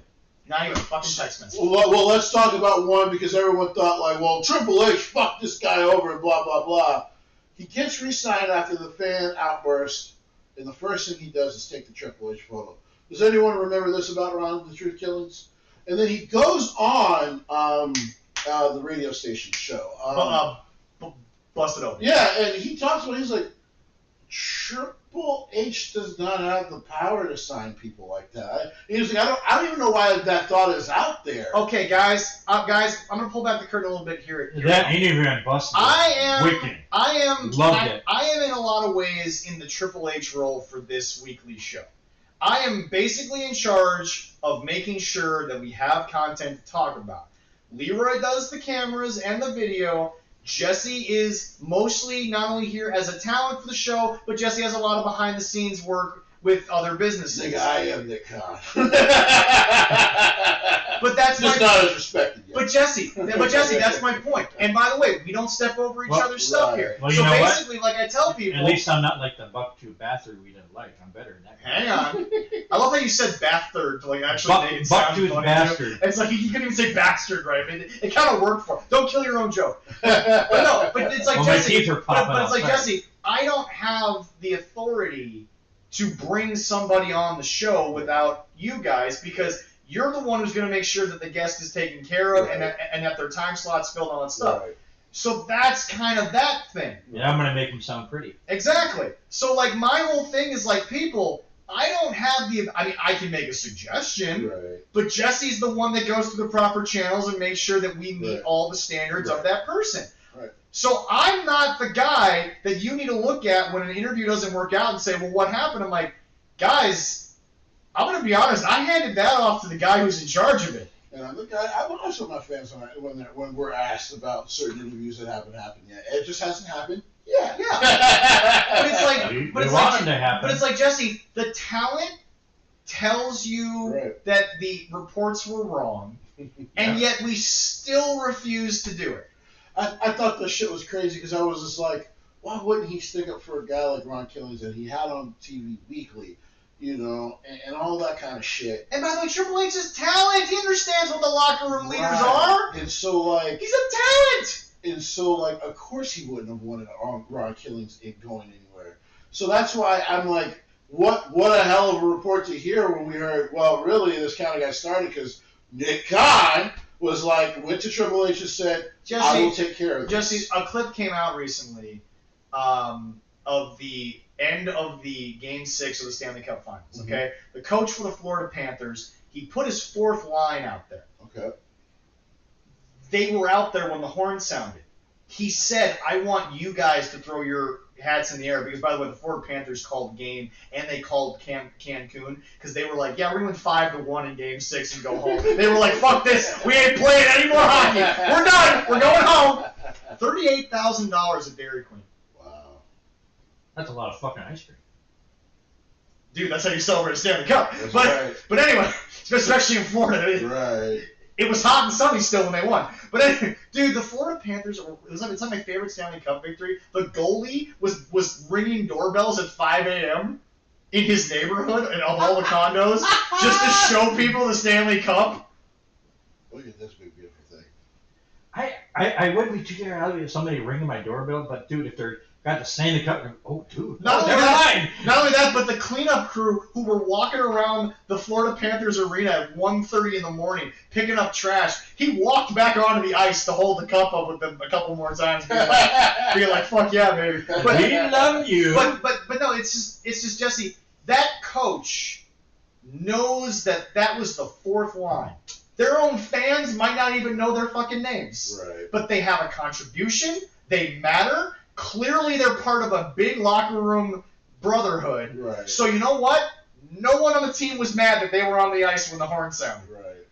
Of course, Triple H is gonna want Ron the fucking Truth Killings in the locker room, whether he's getting paid to sit there and just be a locker room guy Right. or he's on TV. Right. So why is it Triple H's fault? Oh wait, it wasn't. But it somehow still is. Yeah. There's still comments. I'm like, guys, just because, like I said earlier about and this is how it all relates back. We got a long way to get there, but we got there. We just need people sometimes to give the news. We just need people to say, R-Truth was released by WWE. And that's the end of their conversation. Right. They don't give an opinion. They don't talk about it. They don't sit there and say, what was Triple H? They're not Jesse, their question is a facetious one. It is I'm going to let you create your own narrative as the viewer. He's not actually asking someone to come on and answer why, this happened. He's just trying to create a narrative. I just quoted an old classic TV show, Dress Effects, man. Yeah, that's it. Yeah, but that's just it. Simple. It's just, Jesse, the power struggle that Triple H has is not what the IWC thinks it is. But what bothers me the most, it's less for Tony Khan. He has a straight line to do whatever the fuck he wants in contracts, pay, TV. He has no bosses. No.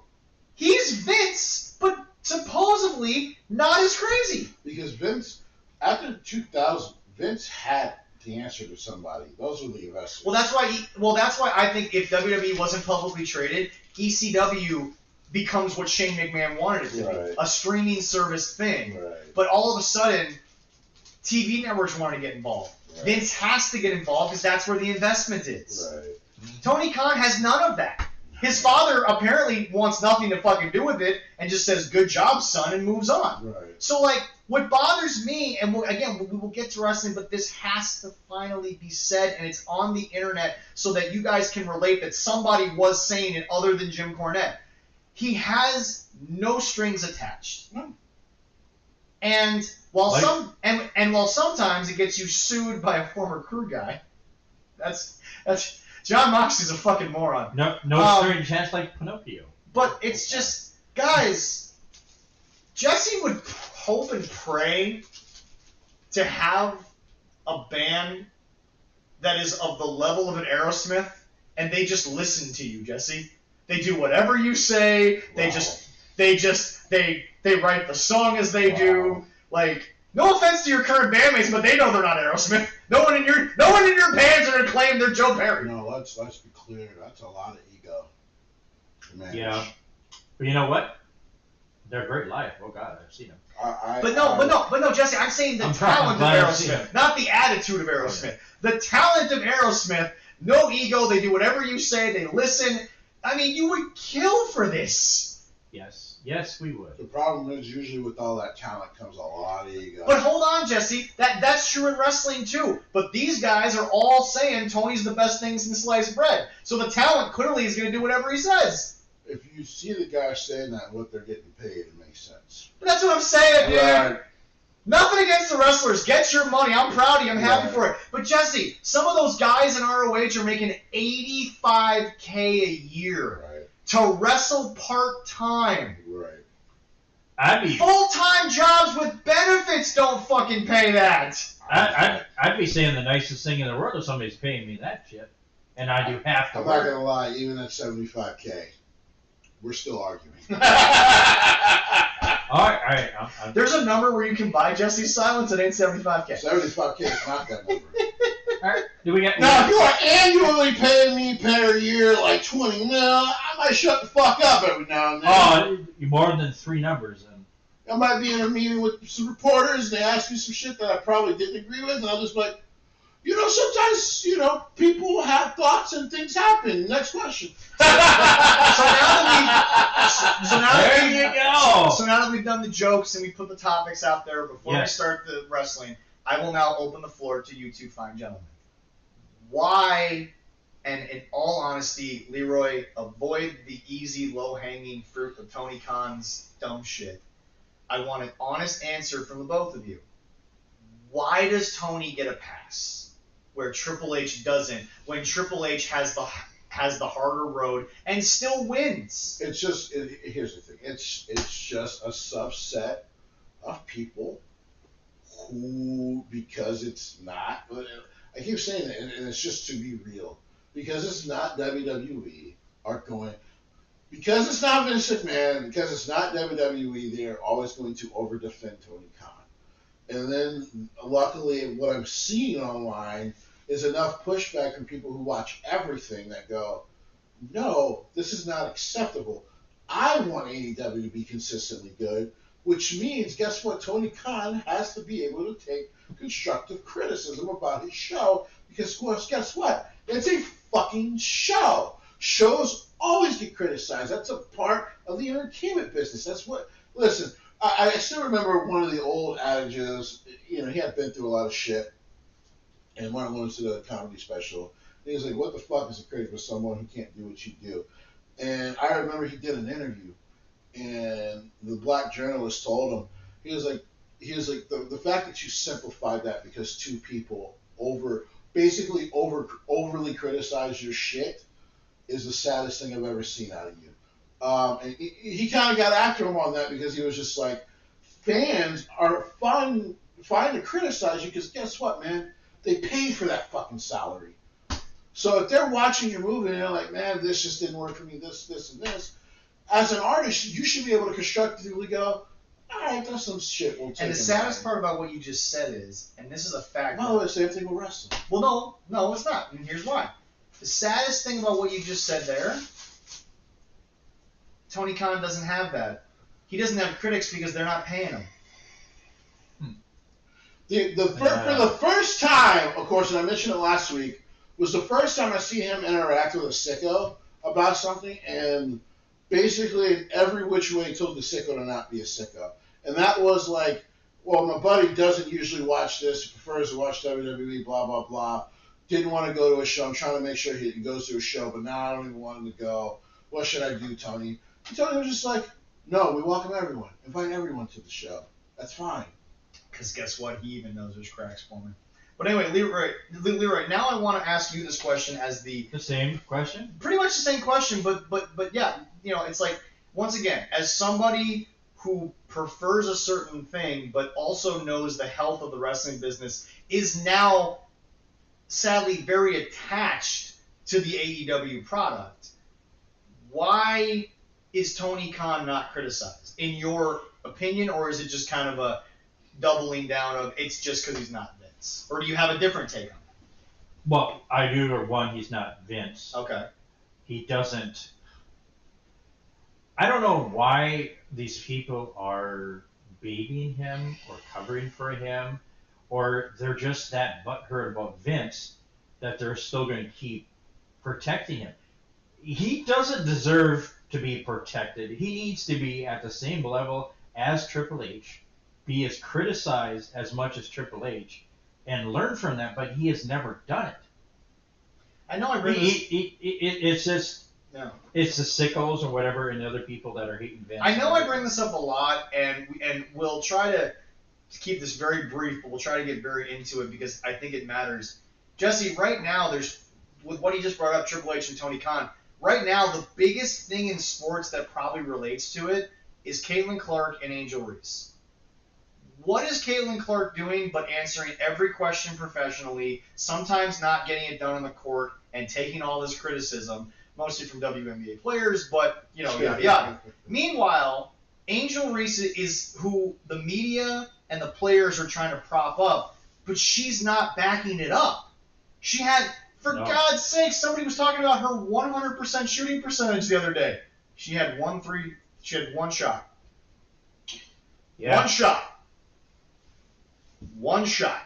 If she is supposed to be in an entire game, as that much of a talent and was drafted as high as the other one, she needs to be. Let's let the black man, because everybody thinks it's a racist thing between Clark and Angel Reese. Let's let the black man explain why Angel Reese might not want to actually learn how to play the game before she gets this praise. She has to be held up to the same standards. Development. Let's talk about the word development. Development is supposed to be the ability to try to teach someone something and allow them to grow in what they are being taught. Develop, to learn to get better at a skill, a job, whatever. Yeah. Right? Yeah. In sports, we talk about the development of, like, especially with the NFL, we talk about the development of a rookie coming out of college and all that kind of stuff. To be fair, in pro wrestling, we watch NXT and we go, man, that kid's really coming along. He's really developing. Like the current NXT champion, Jordan Grace's ability to really now catch on to the WWE style and how to look at cameras and things of that nature. I can kind of go on and on. But the word development, also what it allows for someone in your career is it allows you to not be so overly criticized about what you're doing, especially if you're doing something on a massive scale, because you're young to it. You're getting your feet wet in it, and it's going to take time before you really, really shine. Some people will catch on quicker than others, and that's okay. But what happens when somebody... Oh, I wasn't done. Okay. So let's talk about injuries. So I was going to get there with her, but yeah, go ahead. So... Because I feel like she invites this more. As a matter of fact, let's talk about injuries to Megan Bain. So, development should allow that these because now it's year 2, that in these 2 years, as long as she didn't open her fucking mouth, and she just stuck to the grind of it, boy, AEW hates hearing that. If you stick to the grind, I don't think AEW hates it. I just think one guy hates it, bro. I'm starting to think a couple people might hate that word. Those words, stick to the grind. Especially after listening to Punk, because in that interview 2 years ago, because now I believe it more now than ever. I would rather I would rather film my shit and then go home for the next 2 weeks knowing I'm going to get paid than grind every week. But that's neither here nor there. So the grind of trying to work on your shit to get better, because coming out of college, she was actually going to be a pretty good defensive player going into the WNBA. Even if she was playing against men, I'm like, she's going to be a very good defensive player. She's great with her feet. She knows how to read where a play is going. Yeah. As an offensive player, there was a lot to work on. And it kind of got exposed by Caitlin Clark in the NCAA tournament, that her offensive game was fucking weak, to be quite honest. But then she got drafted 7th overall. Okay, well, now let's talk about that. So she gets drafted 7th overall. Now, yes, there's going to be a lot of pressure on you. You pitch pretty high in your sport. But the team itself understood you were going to be developing. I think the coach at the time said, I do not expect her to come out here and average a double-double. What I expect of her, as she has earned her starting spot, is to play her role fine and to grow day to day, week to week, and year to year, which is actually pretty damn good coaching. That's what you usually should expect from your players, right? Especially a rookie. Unfortunately, what happened to her again is that the white girl that she hates so much, really for no reason, besides the fact that Caitlin Clark is just a fucking lethal shooter, because, I don't know, her favorite player is fucking Stephen Curry, so it's not a fucking shock that she used to go to the courts all the time with her own father to learn how to shoot like Steph Curry, who, last time I looked, Zach, is still top 5 in the NBA in fucking three-point shooting. The best shooter that God ever made. Fucking Christ. Sorry, I didn't mean to say that, but just fuck. Okay? And by the way, Leroy, Guy's almost 40 now. Now let's talk about Megan Bayne. Wow. Yeah. How does Angel Reese and Megan Bayne relate? Megan Bayne came onto the scene very strong, but everyone understood 3 to 4 years in the game, got a lot to learn, got a lot to work on. Big girl though, great look. Yep. Can move in the ring. She can move for a big girl, yeah. Right. And you can tell clearly is working on her presence and her speaking and her character, day to day, week to week, month to month, year to year, developing. It needed to take some time, but when she got picked up by AEW, everyone thought, okay, this is the one they can get right by allowing her to just develop. We get 6 months into her run, we put her against the absolute best you have to offer. By the way, somebody who's actually one of the absolute best in the fucking world right now, in the prime of her career, Toni Storm. Doing the best work of her career. And while Toni does a great job of trying to lead this young lady to the plateau that we all believe she should reach, which is superstardom, Megan Bayne. After Toni Storm, not Tony Khan, Toni Storm put in all that work with this young rookie. Say it again. Young rookie. No. Say the person again. Toni Storm put all this work. Okay, I just want to make sure that TS gets the credit, not TS, TK. not TK. TS puts all this work in. For the second time in a year, by the way, because she was putting in work with Mariah May. Now, unlike Mariah May, Megan Bayne is signed for 4 years. Megan Bayne is not going anywhere this year. There's no expiring contract. Right. Boy, Megan Bayne has done close to fucking nothing since that feud. And you would think, well, maybe she's just less developed, blah, blah, blah. No. You see, once again, a good coach, a good leader would understand we're going to work day to day, week to week. You know who I'm talking? I just talked about it last week. You want to know who I'm tired about hearing about Triple H doesn't like? Carmelo Hayes. Carmelo Hayes, week to fucking week, is in the ring in stories with some of the best WWE has to offer. He's arguably in the main event scene. Week to week. Why is that? Because Triple H believes, by the way, a young man who's not even 27 yet, that's his future. He needs that young man to develop. And by the way, And you don't think Triple H didn't look at him and say, okay, you know what you're doing for the next 6 months. If you don't pick every goddamn brain you're in the ring with, you're going to be the problem. Like, you're going to, if you drown here, because remember, you're talking about the first overall pick to SmackDown, and who's the first guy that had him fight? Fucking QB1. If that's not belief in you, I don't know what the fuck is. and there was somebody out there that was mad because he wasn't featured this Friday on SmackDown. And, Really? right. Well, Can he have some time off? Yes, he and can. here's the thing. Give him a break. Carmelo is going to be fucking great. He's already getting close to that. Yeah. Let him develop. Triple H does not hate black talent. Last time I checked in WWE, both of our tag team champions for now. Yes. See you on SmackDown, buddy. See everyone on SmackDown. I'll see you Are Friday. 4 black men. Yes. 4 black men hold the World Tag Team titles. And by the way, those 2 teams are very highly featured. 2 of those gentlemen are already going to go to the Hall of Fame. 2 of them are working on a legacy to get there. And one of them were looking like a pimp on Monday. And so, basically, Angel Reese reminds me a lot of the young talent in AEW, except for the fact that they don't run their mouth as much as she does. Because this is your development stage. Stop comparing yourself to someone else who's been picking this up much quicker than you. Don't do that to yourself, because you'll fucking drown. You cannot. One of the best quotes I've ever seen was from Ronaldo. And he said, one of the things I had to learn, because by the way, Ronaldo was not Ronaldo until like his 6th year in soccer.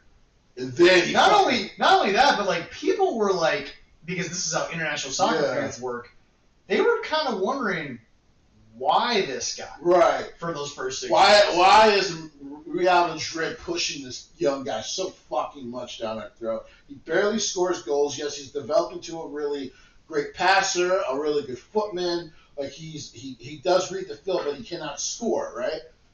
And by year 5, he fucking hit mega stardom. But you know what the coach in Real Madrid understood?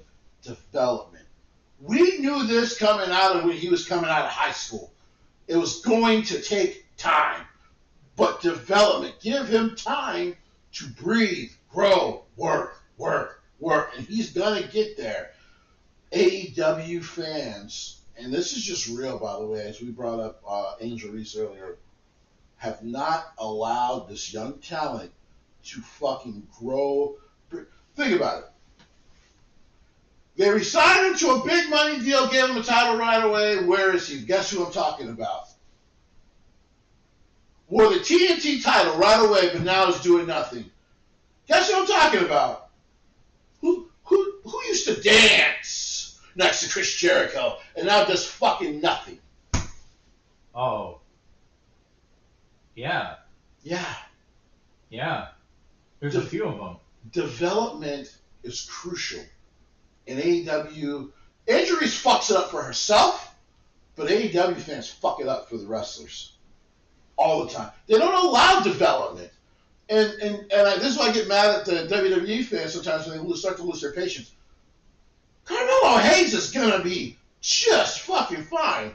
Trick Willie is going to be perfectly fucking fine. You know what's funny? Everything you're saying, the fans need to understand that one woman this past week shut every couch fan down when she came out, and she was the most popular woman in all of pro wrestling recently.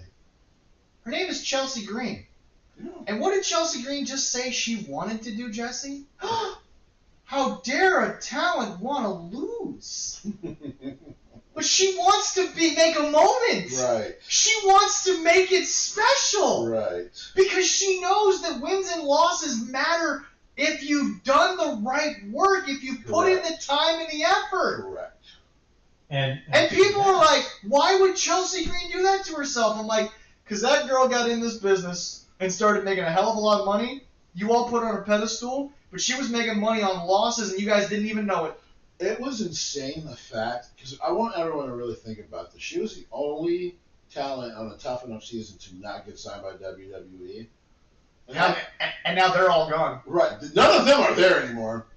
And then on top of that, is a superstar because we all got to see her develop on the indies.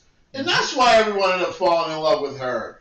Wow. And it's just, it just, like I said, it blows my brain away that, like, we've now entered this world. I'll throw the main name out there that should always haunt fucking fans.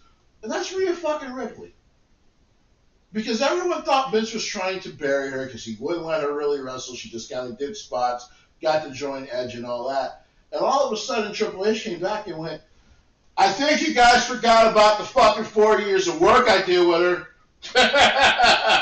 I think you guys forgot. It's only probably going to take me 2 years to make you all love her. 2 years later, probably one of the biggest superstars.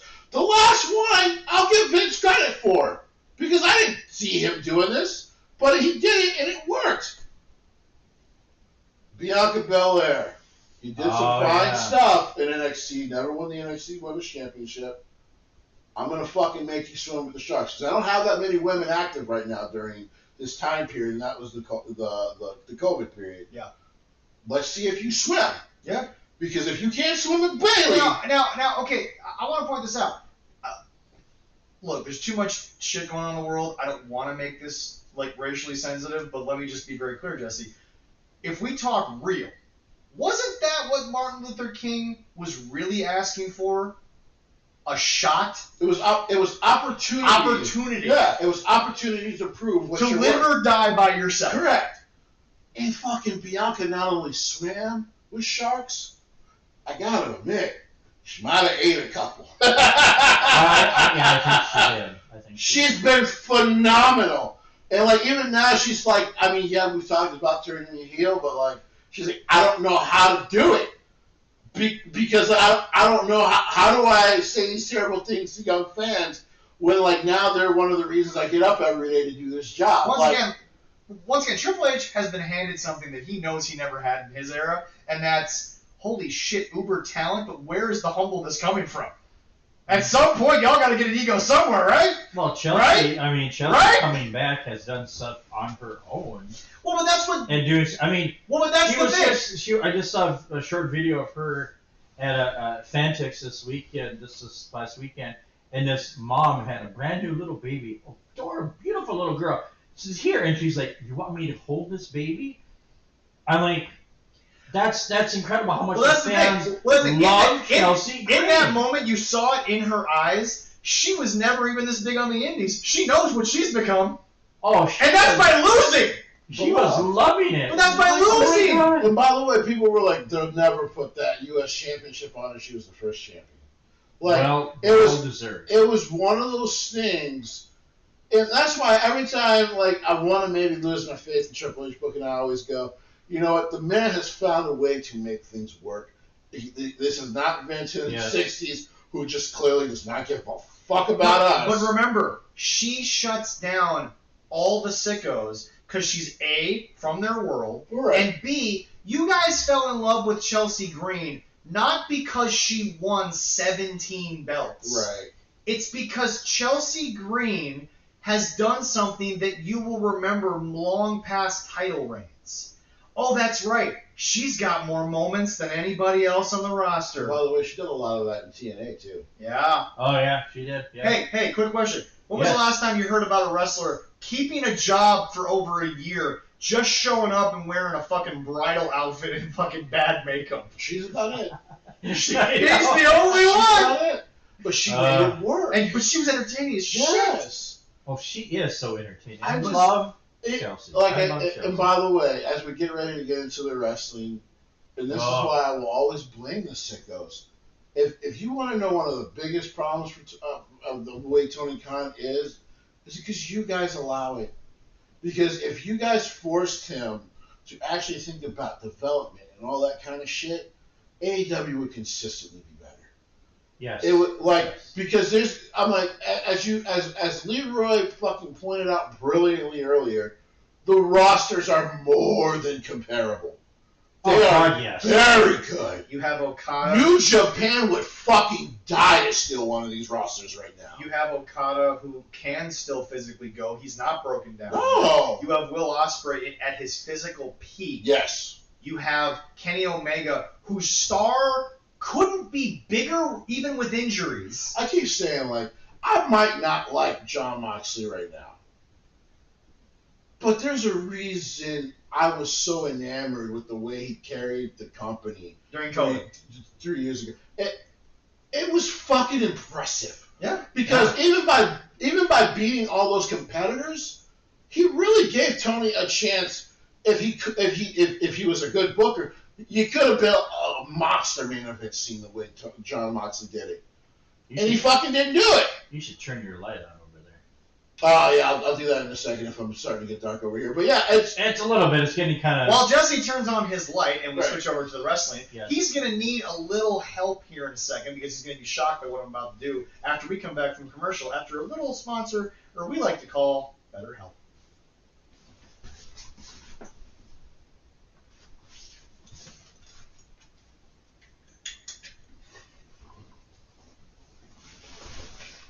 All right, as we move forward into the wrestling, Jesse's going to need a little help here because, I'll say it, Jesse, I don't know what I was expecting.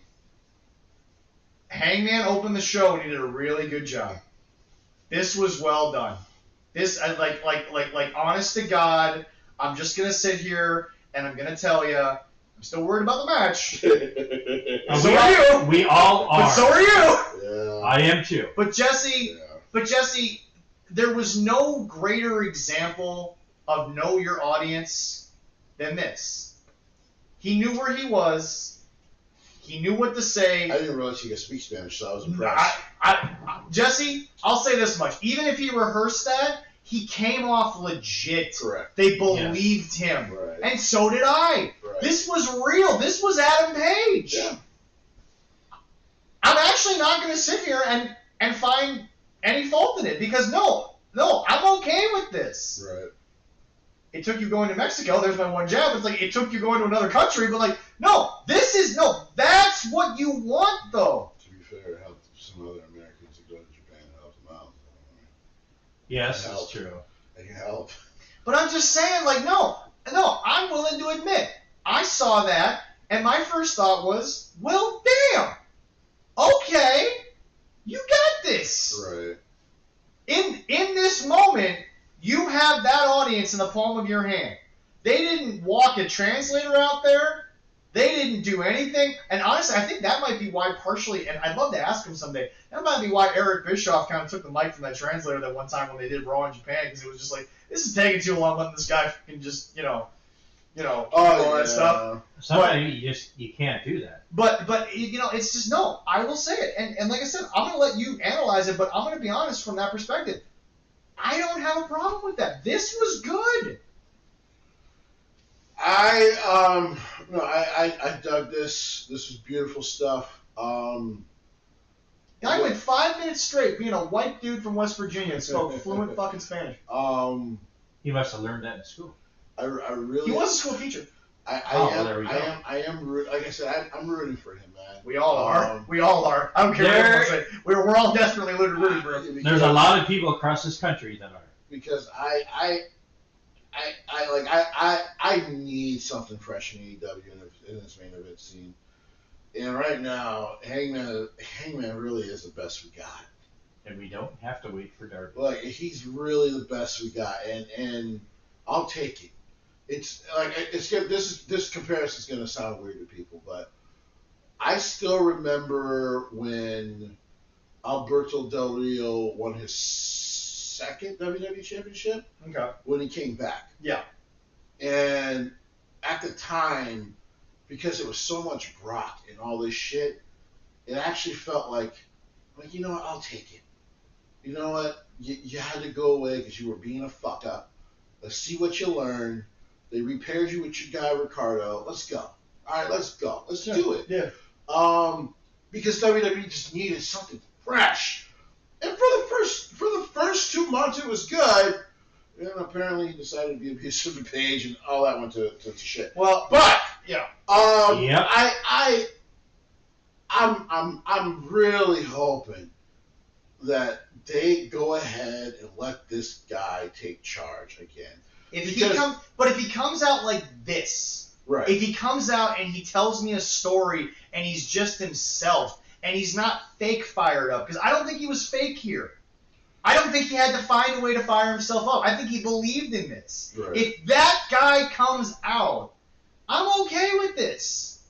But I don't need the guy who looks like a Magnum TA ripoff and comes out with talking like he's trying to be a superhero when all I need you to be is a cowboy. Because the problem is That's why I've never been the biggest Superman guy, is that Superman is too Boy Scout, but that's how he's written, so I accept it, but he's never been my favorite guy.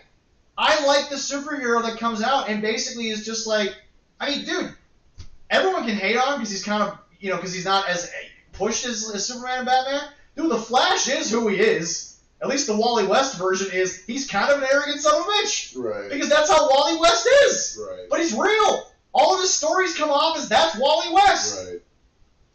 Yeah, no, that I right now in AEW for sure. This gives me hope, but this match better fucking not kill that hope. Because I look at two members of the Elite, and him right now and Okada are really my hopes as far as like the continuing and hopefully changeover for this company. There's still two other fucking guys here who will never get it. Yeah. Anyway, speaking of moving on and not getting it, and that's going to be an all-in, right? Yes. Yeah. I heard a lot about the comparisons between this next match and Worlds Collide. Folks, when Mr. Iguana was doing his thing, making everybody viral, he was in a 6-man tag match. Yeah. not with a bunch of talent who need revival and are on fucking life support. This 14-man tag match, I know you all think it was just a Worlds Collide thing. The problem is, let me read off the names, and let me wonder if anyone who's watched this show consistently knows any of these people. I don't know. Dax Harwood, the Don Callis family, Brody King, ROH World Champion Bandito, Daniel Garcia, you brought him up earlier, and Adam Cole, oh yeah, and your boy Josh Alexander. But then let's add the Luchadors. But like, Jesse, this is just an example of bad booking. That's all this was. Why the hell did they need a 14-man tag? Because WWE made a bunch of multi-man matches working. Now, we got to show we can do it too. And you were in Mexico. And as I told someone on television, or as I told someone on Facebook, you're always going to sell out Mexico when you use their guys. And then you got a McDonald's and supersize it. What the hell? I fucking hated this. Now, hold on. There is some greatness in this. And you know what? Okay. Hold on. Where's my camera? Right here? Okay. Bitch where? Yeah. Hold on. Did you forget where it was? Hold on. I'm trying to set something up. Where's my camera? Right here? Right hold on. There, yes. Brody King, I toast you, sir. Well, yeah, he's a real one.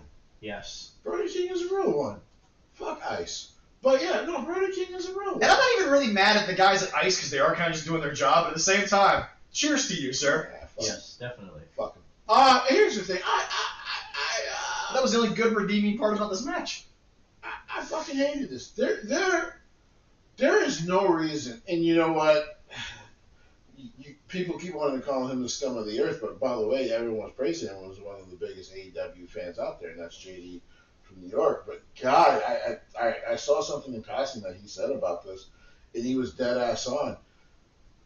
WWE did Worlds Collide / Money in the Bank because they knew they could do Worlds Collide / Money in the Bank by using talent that wasn't going to be on the show. And if they used talent that was going to be on the show, then you try your best to make a story moment for it, right? Like, so, and he pointed out, like, WWE did a good job with the whole Chad Gable, El Grande Americano thing, where Chad Gable went and decided to go be fucking Super Kurt Angle and put on this great match with Vikingo, knowing he had to go do that ladder match and then be Superman again. But it was a story reason because, you know, right now, of course, Chad Gable isn't El America, that whole bullshit, right? And then... Oh, yeah, he's not El Grande. Pat McAfee is the greatest person to carry on that story, and I love every second of it. And it's two different people. Dom Mysterio was challenging old boy because... Octagon. Yeah, Octagon. Because his team had lost to Octagon earlier in the night. So it also helped the joke that Dominic Mysterio has done nothing but beat Shapes. That's right. So... Yeah, you're right about that. Where in this match did you forward anything for All In? Nothing. Because remember, Adam Cole and Daniel Garcia were fighting, and now they're in every match together. That's one of the worst re-signings ever. Yeah. You got a mid-card title that no one cares about anymore, and... Damn. I hate that it's come to this, but I'm going to do it again to wrestlers. Strictly to wrestlers. Not because I don't want you guys to sign with AEW, but I always want to say this. Is the grass greener? Not always greener on the other side. So if you get offered a little brownish. Let's talk business, let's talk money real quick. Okay, yeah. If you are offered $60K to go join NXT, but offer double to go join AEW, I'm not going to lie to you, if you are a wrestler, take half. The reason you go take half at this current moment, not that I want this to forever continue, is because there's hard of a chance you get buried in the shuffle in NXT. What do I mean by that? There is not one NXT talent that hasn't been through NXT, especially since the DX takeover, which basically is what it is in creative. You will get on TV. They will attempt to get you a story and a character. If it falls apart, as I'm hearing a lot of the stories for NXT, most of the time, it's on you. Because they're going to, Sean, Albert, well, I guess Matt Bloom, all those guys, including Abyss, they are not trying to let this young talent fall by the wayside. They're always with them day to day. They have their numbers. They can hit them up at any time. And plus, even if you leave, you can hit these guys up. These guys are experienced veterans. It makes all the sense in the world. And honestly, what a better person to help you story develop than Joseph Parks.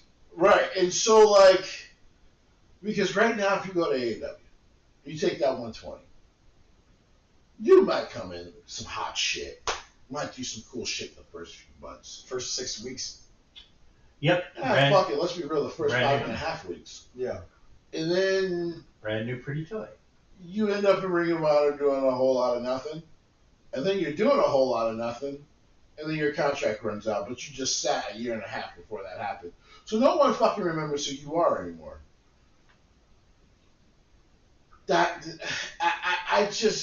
Watching this match is a reminder of just like, right now, a young wrestler. And Thecla's different because if things don't work out for her in AEW, of course we know where she's gonna go. But some of this other young wrestling talent out there, like I think of like Viva Vaughn, who's done Ring of Honor before and all that. Like, she was very, I don't want to say uncomfortable because that would be a kind of a creepy way to look at it. She was quite flattered when you and I just sat there and bowed at her feet when she was at MAW. she deserves it because she's a fucking queen. I'm not saying she didn't, man, but she walked out there, looked at us, and was like, okay. I made sure people knew she was a queen. Well, she is a Vietnamese wrestler and an incredible wrestler and very promoting her heritage everywhere she goes. You make that sound like Jesse and I were doing something for an amazing cultural thing. No, we just know she's a badass. Oh, she has 10 wrestling titles. But yeah, no. Totally Viva Vaughn, maybe take the NXT offer or keep working the indies like you're doing until TKO calls. Oh, she's not hurting for nothing. Right, because she's doing okay. No. But she's over here. She's in Japan. She's doing awesome. It's just one of those things I think about a lot where I'm just like, or keep doing New Japan, right? Yeah, she is. But it's a thing I think about with young wrestlers nowadays coming up, or just wrestlers in the indies. Maybe like, man, I want to try one of these big promotions. You might be 33, man. Go do NXT. See how it works for you. Because I would rather know that if NXT works out well for you, you're gonna get your shot on the main roster. You're gonna get it. Even if at some point you're in the shuff, you're in the weeds, not really doing shit, and then they just don't re-sign you, right? Which sucks. And the reason I would tell a wrestler to take that shot is because I've taken those shots in music. And yeah, it never completely paid off, but I'm happy I took those shots. I'm happy I took less to go fucking open for a famous band when I was 20 years old. Because yeah, it was my fucking dream.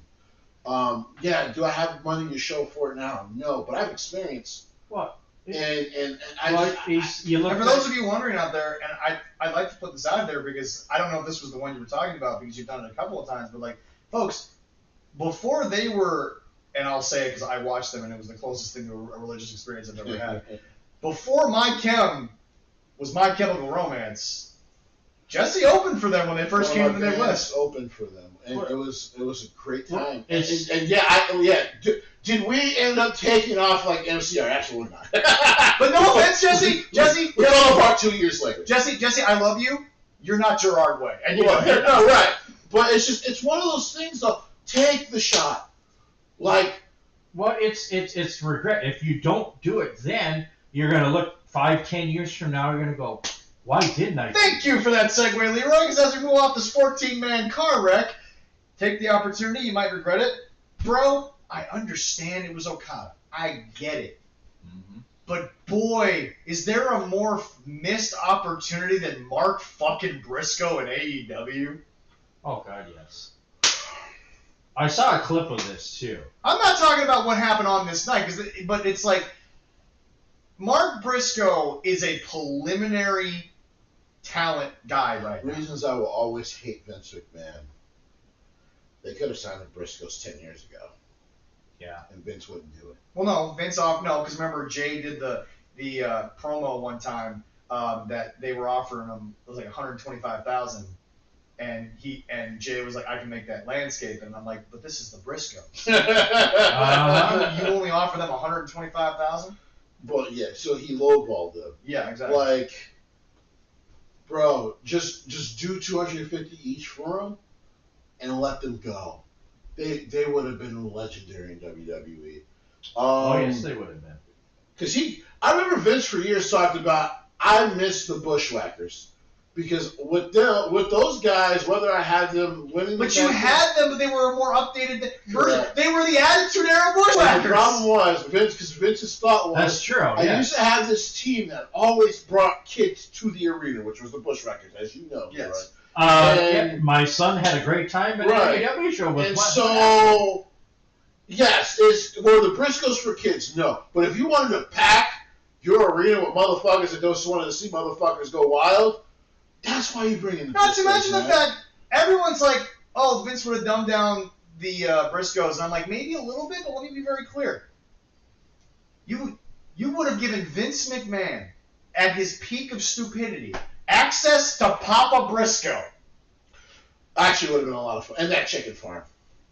Yeah, Yes. Vince would have did something with that shit. And what's funny to me is everyone's like, well, Vince would have just made them stupid. They had a fight at a chicken farm. It was the best thing ROH had. Yeah, Vince would have did some stupid shit, but it would And their daddy, work it out that way, boys. Oh, that okay, daddy. dude! I watched that chicken fight back and back. Well, the best part about it was Papa Briscoe grabbing each of them and being like, "We're not done, boys. You ain't done. No.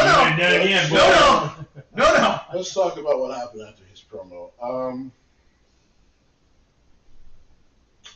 People always tell me that Big Show needs to retire, Paul White needs to retire, and maybe he should. Like, he clearly is walking on bad knees. It's not pretty. Is he really doing anything now? He's mostly a scout for them. But, Yeah. Well, that's okay. I mean, I don't blame him for that. I'm gonna be real. You guys know the Japanese guy here. I'm big into all the Japanese wrestling. Ibushi needs to retire. I don't care how good he looked. His head ain't right. His brain ain't right, and I can tell because no one blinks like a frog. And I'm not trying to make fun of him, but the man now, like when he if you watched when he came out, like every now and then, like he's blinking with one eye. Like someone told me, like if they tried to like break into his medical records, they would not be shocked to see he has fucking brain damage at this point. Why are we doing the Golden Lovers? Why? Just because. Because I can. That's it. But anyway, next up, this is the MJF that needs to be on television. This is the MJF that needs to be on TV. I want to be very clear. Mystico, you had your issues in WWE, and some of that was on you. Oh, clearly some of that was on him. But you are still one of the greatest luchadors in the Correct. history of all of Correct. Mexico. But Jesse, clearly, Mystico was okay with the end of this. Yeah. Clearly, he agreed to this. Because, again, it's not like his face got out there. Right. So, but no, this is the MJF that can make you understand what he's doing. And here's what I mean by that. Of course you were going to cheer for MJF. He's great. But he always found a way to still send you home pissed off a little bit at it. And what better way to do it than to rip out the mask of the biggest Mexican star that there is? And what I kind of liked, while like the Hurt Syndicate wasn't 100% into it, it is what they do. So like, you couldn't even be mad at MJF. No. Because it's what, like, he just went and did what we normally do, and that's fuck somebody up. Yep. So, like, alright. Now this story is getting to a point where I'm like, okay, now we're getting there. Because for a while I'm like, I like it still, but boy, I'm on the fence. Was it creeping too slow? It was taking a while to get to the why would this team up, no matter how long it may or may not last, why would it work? Why would it benefit anybody? Why would it benefit anybody? And now we're seeing when MJF is, of course, at his scummiest and all that shit, he's not that much different from Bobby Lashley. Oh, God, no. Now, Bobby ain't going to take off somebody like Mystico's mask when he's done. Yeah. But is he going to fuck him up and leave him in front of his... Absolutely, that's what he do. Now, also, folks, we talked about this last week, that thinking it was going to happen. I think Cedric took a different offer. We might see Cedric in WWE again before we see him anywhere near. Oh, really? So he showed up in TNA. He showed up in TNA. Oh, sweet. Getting ready to fight Mustafa Ali. Oh my God, really? Yeah. So when? Last Thursday. Last Thursday? Oh shit! I gotta go find that. So yeah. Oh my God, that'd be awesome. This finally clicked. Since they're not getting Cedric the Entertainer, I hope this stays because, yeah, well, it was always going to be hard to get the full band back together. Yeah. Because to be fair, I think Cedric really did want to stay. Like the fact that he was willing to go to NXT and then kind of do some really cool work down there, I think he was comfortable in his WWE role, just trying to figure out how to get himself back on the main roster. So. Oh yeah. Next up, Hologram, Leo Rush, Mascara Dorado, and Ricochet. Again, of course the crowd loved it, because this is, used a couple of their guys, all this crazy shit, but... And then a hologram. My biggest problem with shows like this is, Jesse, how does this benefit your going forward? It's almost like Tony can't see the forest through the trees. Like right now, there's this big, beautiful oak in front of him, but tomorrow. But it's really pretty. Tomorrow, you got to be in a different forest, bro. You know what? Let's just. Internet, we have to finally say it. You know who Hologram is? Pamela Anderson in the 90s. Hologram is just a pair of big tits to look at this point. What do I mean by that? I understand. You get it, but for some people, they're not going to get it. What does that mean? Hologram basically is eye candy for one person. And that one person, because he created the outfit, the music, and all that, fucking adores Hologram. But when I watch Hologram wrestle, you know what I always keep doing? There's 30 other motherfuckers in the company that do the same shit. What makes him stand out? The entrance. Not even that anymore. I know. Because Tony is a gorilla. Because now Ricochet does a halfway decent entrance. Tony's a gorilla jerking off to it. Speaking of Ricochet, did you see that he's got a new shirt, Leroy? He has a new shirt. Wow. It's called, what does it say on it? Nothing? No, he decided to go with the internet and decided to become a complete troll, and now he's trying to sell an official AEW shirt that says, "Stop bald shaming." Wow.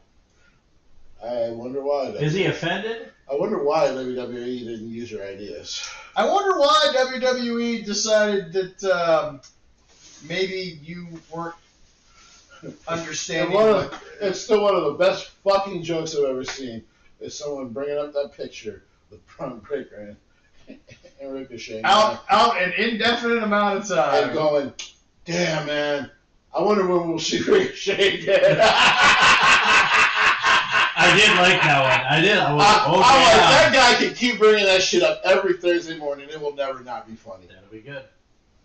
Because what does he do? What has, besides the heel turn, what has he really done? Looked at the lights. That's it. Which is exactly what he was doing. That's right. And a couple times he actually. At least he got to do that with Brock Lesnar. Yeah. Now he's just with guys like Hologram. But Jesse, he's got a thing going with a pair of scissors. Fuck the Eagles. And fuck that laugh. Oh, so no love. Okay. All All right. Next up, all right. I'm just gonna say it. Kenny Omega, I know why you did it, and now I know why Mercedes did it, and I know why all of you do it, and I know why everyone wants it, and I get it. It was amazing.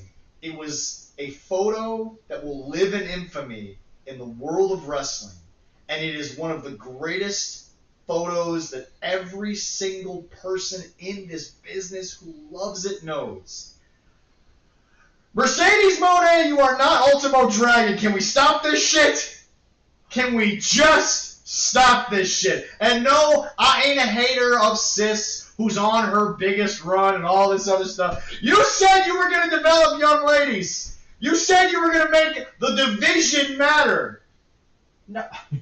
I believe Jesse was on our show about a couple of years in, and Jesse said, there's a reason why that photo lives in infamy, because it didn't last long, because he was actually working in all those companies, and he had to give away all the belts. He had to lose all of them. Because he got hurt. Correct. Because he was doing nothing but the grind. Correct. Yeah. You're not Ultimo Dragon. And that dude's great. Stop with this belt collector shit. It didn't work for Kenny. He killed 2 company main events. Yeah, I was he killed 2. And it sure to hell is not. I can say something bad. I will. This is dumb. This does not make. I love how he says bad, and my bad is this is shit. His bad is this is dumb. God, you're a good Christian man. It is dumb. I mean, thank God I'm not. Well, you can be mad. I don't like it at all because. Who does this help but one person, Jesse? It just helps her.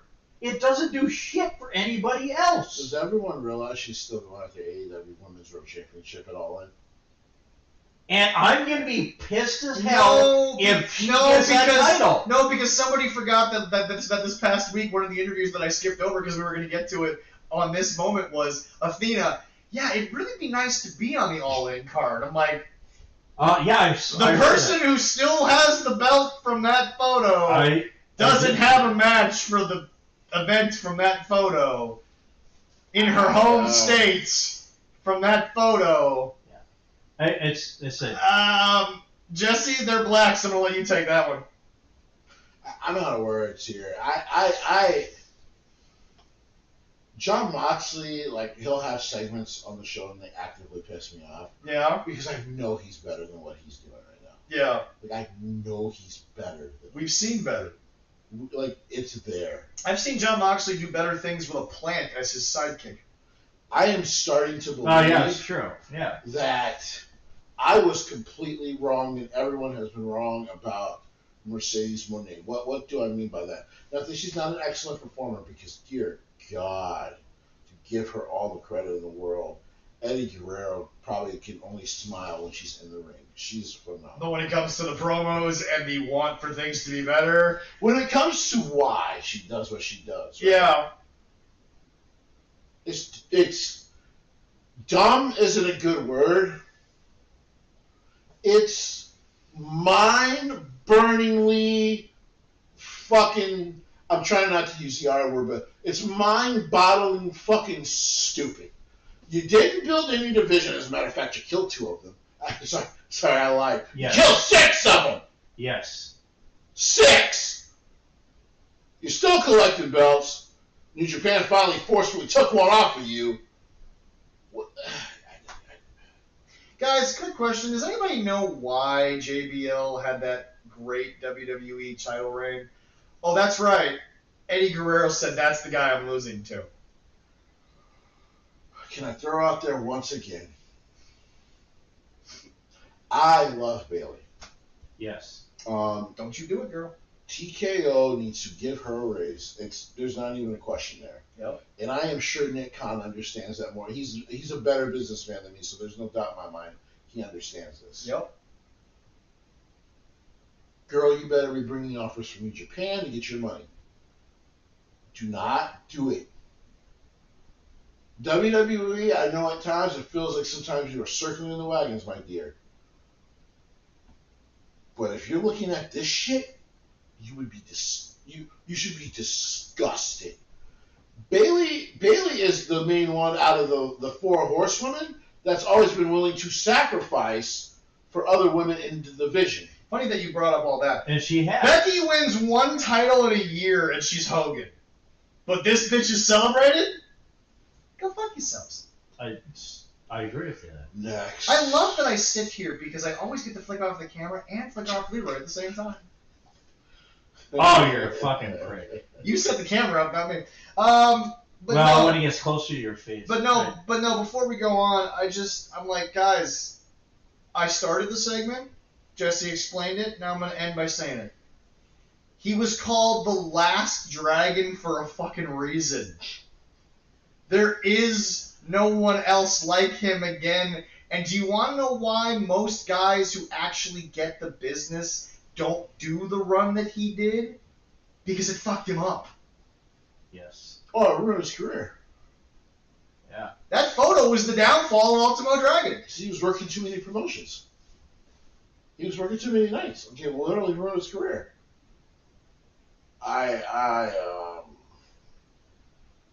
So you know what she has, Minneapolis do? Not Minneapolis. You know what city, big city like crowds do your dirt. Boo her.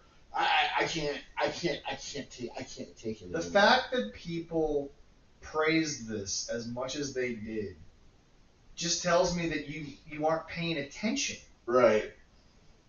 She's the Rev Pro champion. Jesse, when was the last time she worked for Rev Pro? Months ago. And everyone's like, well, but she did another match for CMLL. Because they were already fucking there! And yet CMLL is still not a part of fucking Forbidden Door. yeah, that's true. I'm I hope gonna you go say. do what I would do during a fucking Bucks match. I'm gonna go take a piss. Well, you do something now. Good, because next up, by the time Jesse gets back, I'll have named everyone in this segment. That many people, huh? AEW World Champion Jon Moxley, Wheeler Oh my Yuta, God. the Young Bucks, the Beast Muertos, now officially confirmed dating Mercedes Moné. Don't know why, don't care. And a lawyer. That's right. He was Yeah, he's a lawyer. Versus Will Ospreay, Swerve Strickland, and the three luckiest dudes in all of AEW because somehow they ended up in the main event. They're there all the time. The Ops.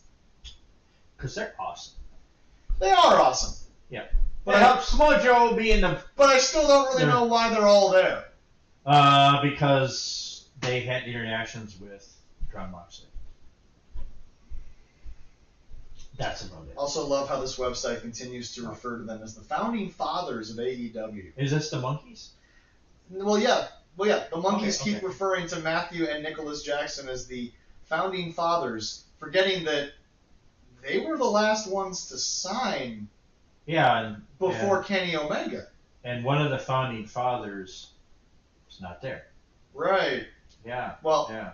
and the founding mother, because remember, Oh, yeah. Randy signed before Yes. these two fuckers The signed. founding father and mother are not there anymore. One of them. Yeah. Yes. It's really funny how that works. And she's there, but we see her in the sidelines. Well, she's not in AEW. She's in WWE, but she's not. Why not? We signed see her Right. ringside with that beautiful shadow. Yeah, exactly. Which is honestly, I think, the best role for her right now. And she's still making money and showing it. Absolutely, yeah. But I really don't get what they're doing with Swerve and Hangman, or just with Swerve and Will right now. Yeah. Like it's almost like, and we'll get Jesse's take on this when he gets back in. Are they? It's almost good. No, I just like, are they trying to tease anything, or I don't. or if they But see, are, they're getting really bad at it. But see, that's the thing. There was an interaction with Hangman. Yeah. About how they have to save AEW. But the Bucks, it's a weird tie-in that kind of works on paper, but the execution has not been done well. Okay. Yeah. What I mean by that is, Well, no, I understand. the Bucks are teaming with the Death Riders. Yes. They put their balls in Jon Moxley's wife's purse. Or in John's mouth. Yeah.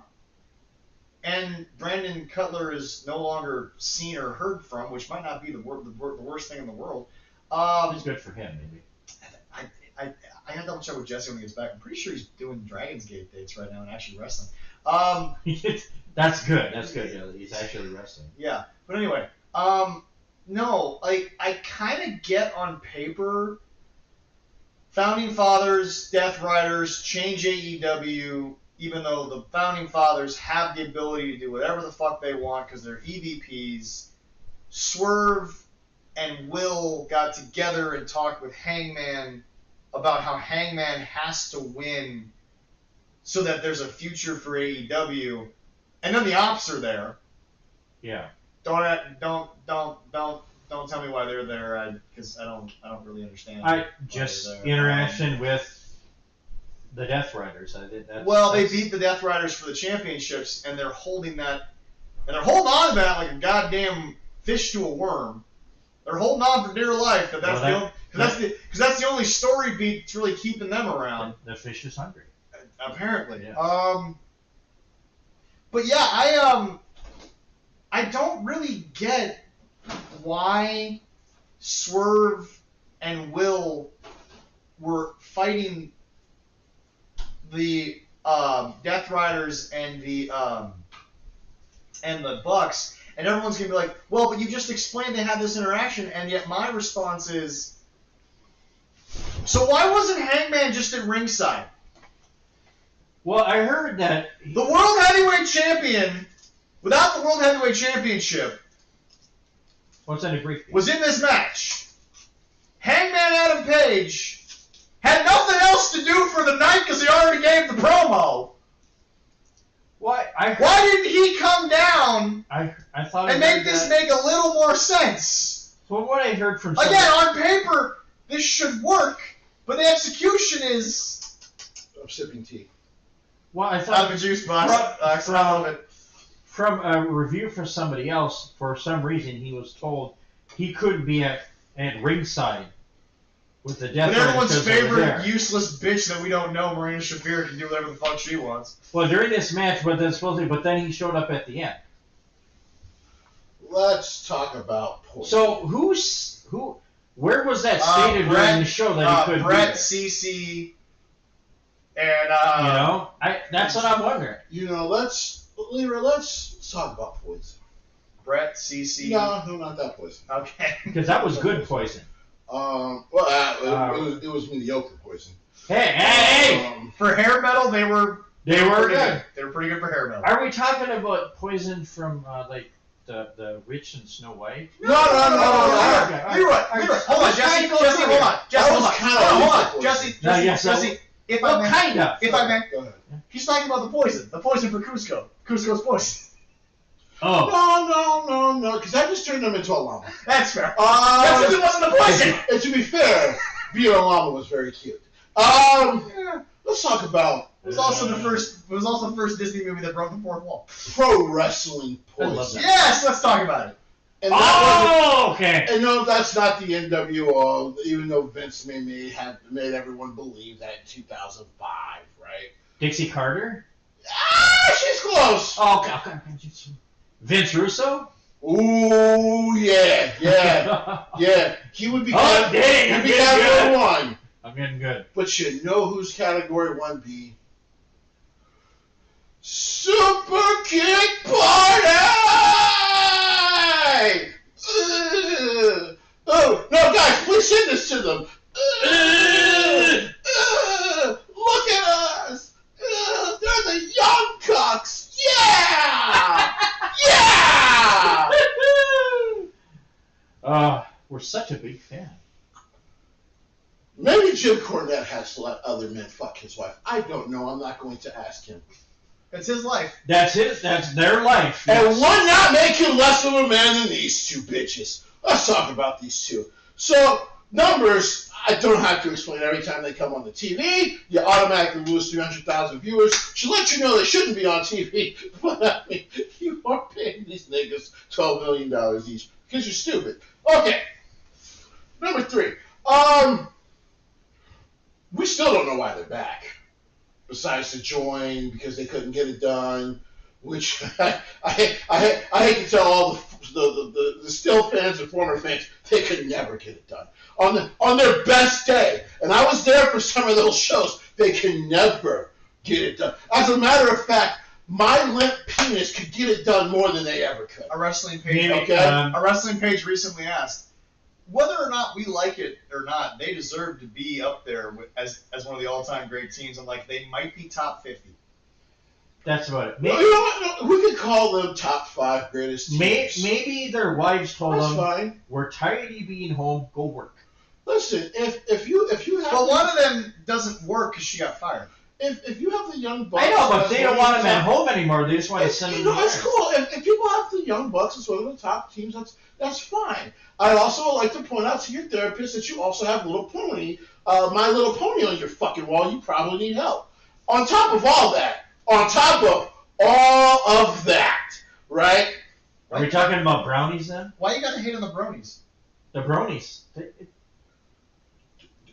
Do I need to go into that soliloquy?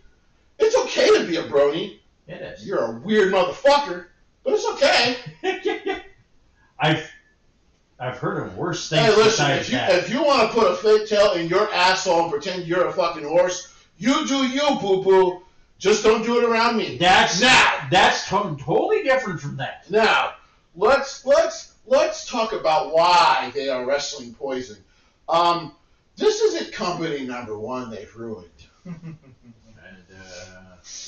Surprisingly, they couldn't ruin TNA because TNA put them in the mid-card.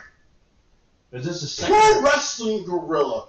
Now, Zach, I'm guessing 3. because you've been a fan, you were a fan of theirs for a long time before this company. Yes. Pro Wrestling Guerrilla. I believe one of the guys, well, the guy who kind of still owns the company, used to be one of their friends. Super Dragon, yes. Yeah. One of the greats, Super Dragon. Love him. And like I said, once again, hopefully you're doing good, your family's doing good. Much love to you. Thank you for all the memories.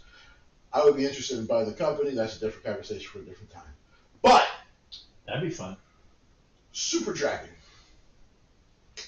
I hasn't talked to them in like 5 years. Okay, that's one guy. So that's company number 1.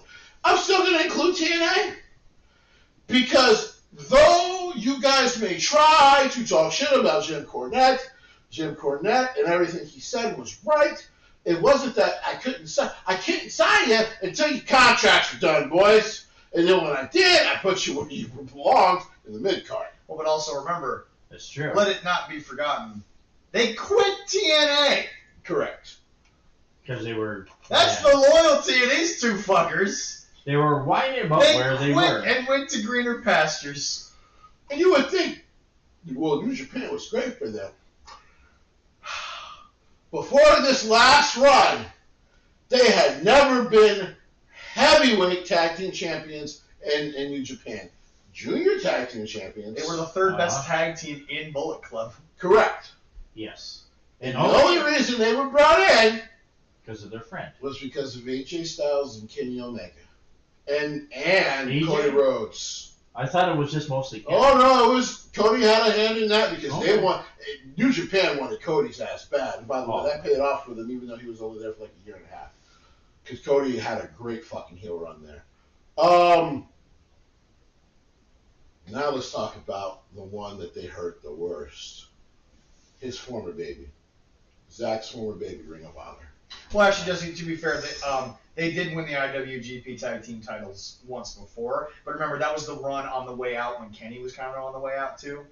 It was also the height of Bullet Club. I must have slept through it. So... a lot of people probably did. So, let's talk about... But, to Jesse's point, they were 7-time junior heavyweight tag team champions. So let's talk about... They deserve that. Yep. Because they were good junior tag. Because they're little bitches. So, let's talk about Ring of Honor. The only thing they ever did in Ring of Honor that was truly dope was the feud with the Hardys. Otherwise, let's think of who usually the 3rd guy always was, because as a tag team, boy, they didn't mean shit. But they were in Mount Rushmore. For those who don't know, that was them and Kevin Owens. Kevin Steen back then. Fucking great group. Mostly because of Kevin Steen, who has just proved himself to be a legend beyond legends. Once again, Kevin, God, I hope you heal. Whether or not you return to wrestling does not matter. You are a Hall of Famer.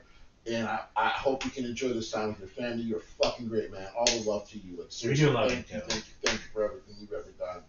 Adam Cole, baby.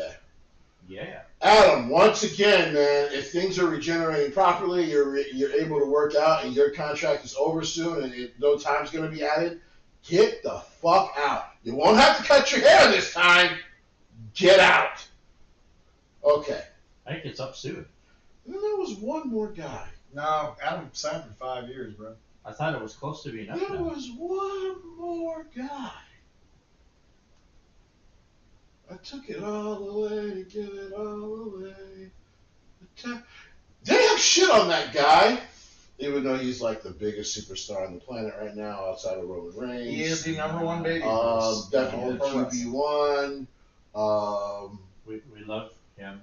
Had one of the best fucking things ever when he had his wife do the podcast recently, which was truly funny because it reminds me, like, I don't know how he got this black woman, because this nigga's terrible hitting on her. He's terrible at it. Did you guys watch that shit? He is terrible at hitting on his own wife. It's very bad. I'm glad you brought it up because I gotta ask, who's more awkward on camera, Becky and Seth or Cody and Brandy? Oh, it's Cody. That was Cody and Brandy, because that was just them being themselves. Yeah. And I'm just like, man, he must pipe her down, because, like, he is an awkward conversation with his wife. He might have got some charm from his daddy. Well, that too. That's probably how it worked. That motherfucker awkward talking about big dogs barking. Like, what the fuck are you talking about, Cody? But you know what? Yeah, no, Jesse. He's married to her. He doesn't have to impress Jesse. her anymore. So. The Young Bucks' first reign was 2018 from Dominion when they beat Los Ingobernables. And how long did it last? 2018. That's a while ago. How long? Well, no, Leroy, it's not about how long, it's who they lost to. Oh, who'd they lose to?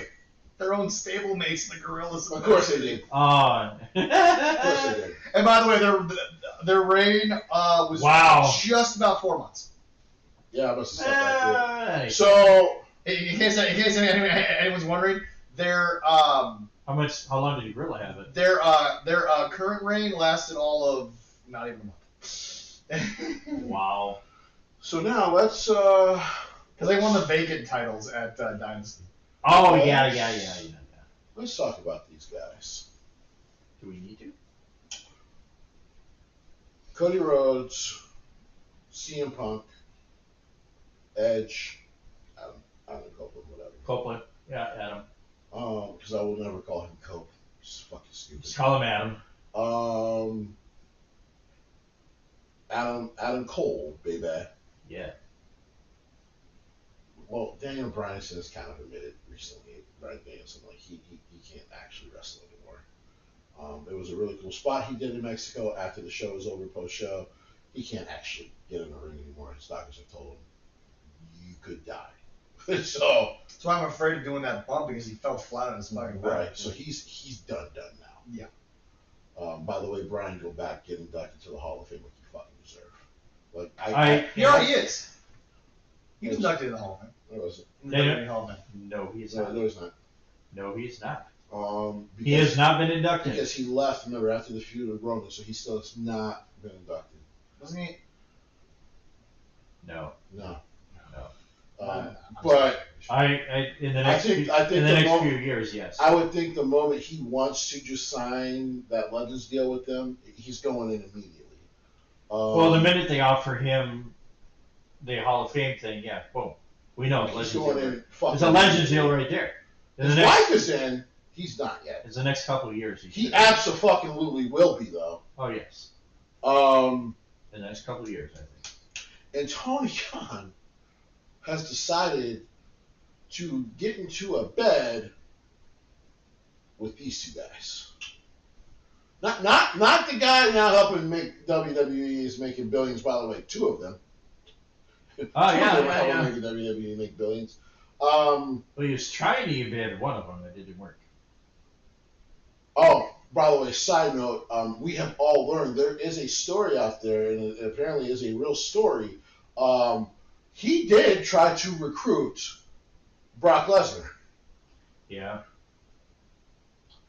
Brock's smart. The story goes, Brock looked at the contract, Brock laughed, Brock never talked to him again. I'm guessing Brock laughed not because of the contract offer. He probably could have made $30 million going to this company and barely showing up like 3 times a year. Brock laughed because probably Brock looked at what he's been doing in that roster and gone, "This is a fucking joke." Like even with post Cody Rhodes feud, how unhappy he had been with WWE creative. Brock's a Hall of Famer. Listen, Brock. Everyone knows Brock is a guy who's not going to sit there and have a dinner with you, but the guy has had a fantastic career. Whether he gets in or not, or when he gets in or not, I guess depends on this case. But otherwise, like the guy's. Oh, right, 2002 they put him in the Ring of Honor Hall of Fame. Right. My bad. Yeah. He's gonna be in the WWE Hall of Fame though. Like absolutely, just like Brady's going next year. Oh, and I already tweeted earlier today while I was at work about China. China 2026. Make it fucking happen. How's the traction going on those posts? Every week it gets bigger and bigger. I think people are realizing this is a real thing. We got to do this. Okay. And people are also hopefully listening to the show. But TK made his bed with the Young Bucks. Hey, TK, you know how you talked about you wanted to ban Jim Cornette. Are you sure you don't want to go sit in a room and be like, I fucked up? How do I fix this? He's got a nice little wrestling room in the Bro, back of his house. that he has an area that you can actually learn about being a pro wrestling booker. I paid money to go in that attic once. I would love to. I keep telling people, seriously, I would bet $100 he could go to Jim Cornette. Jim Cornette, even though Jim Cornette has said the shit that he has said about AEW, right?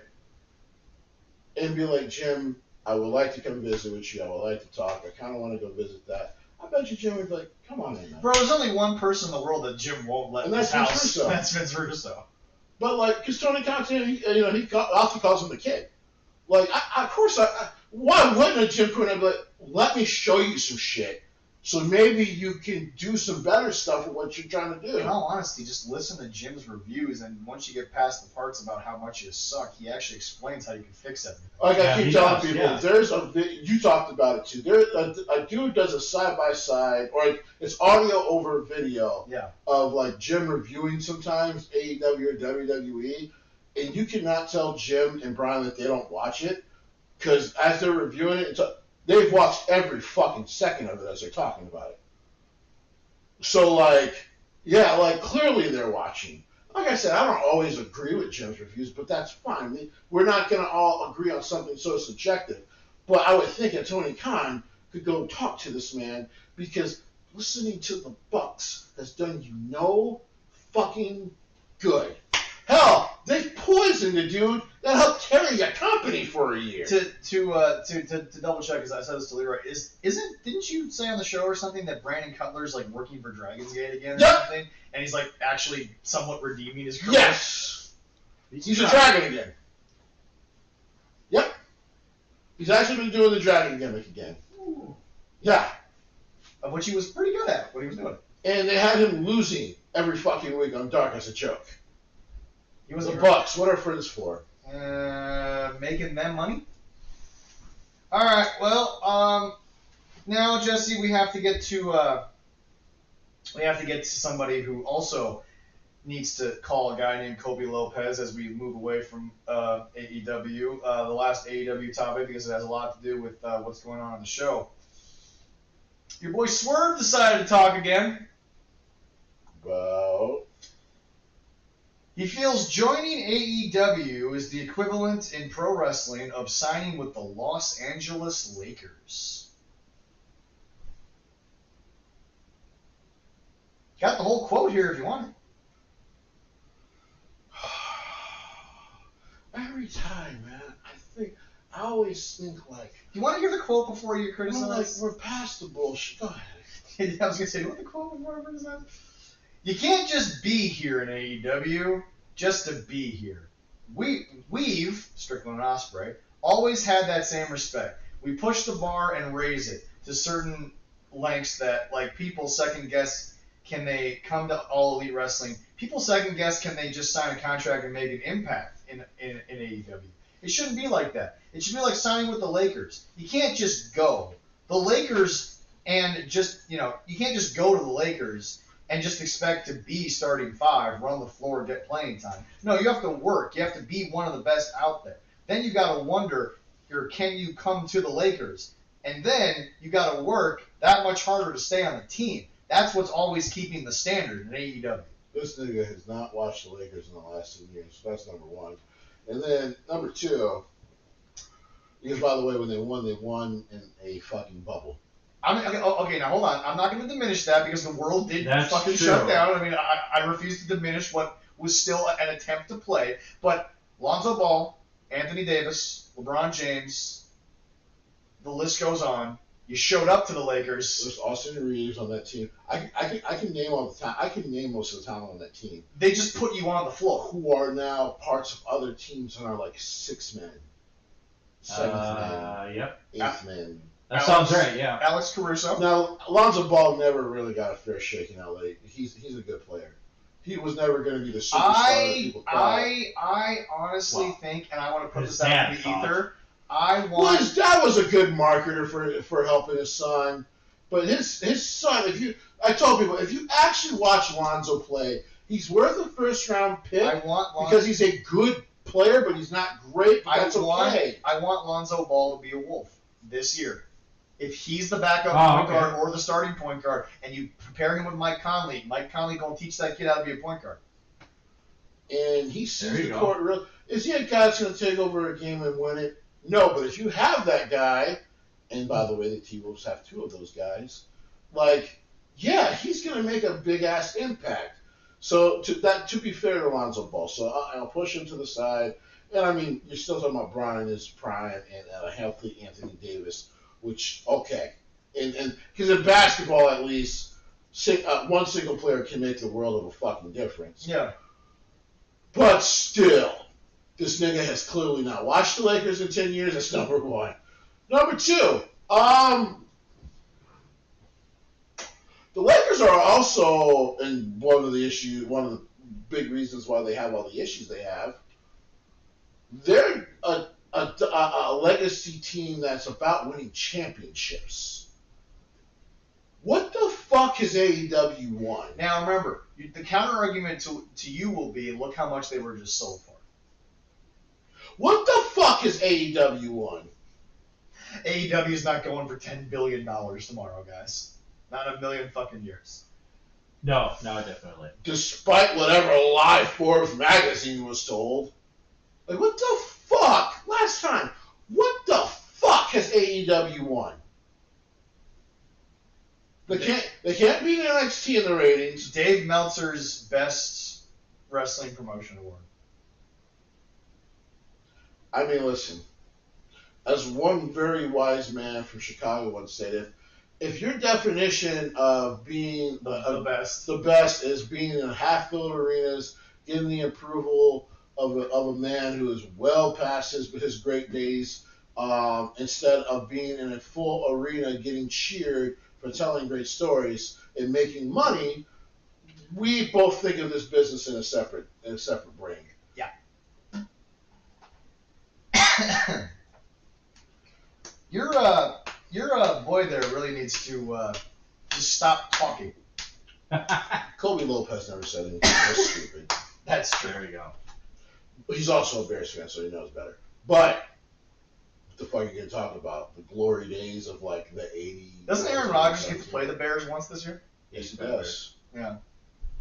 And the Jets right away. Yeah, I know that. You get to get that over with real quick. I'm happy about that.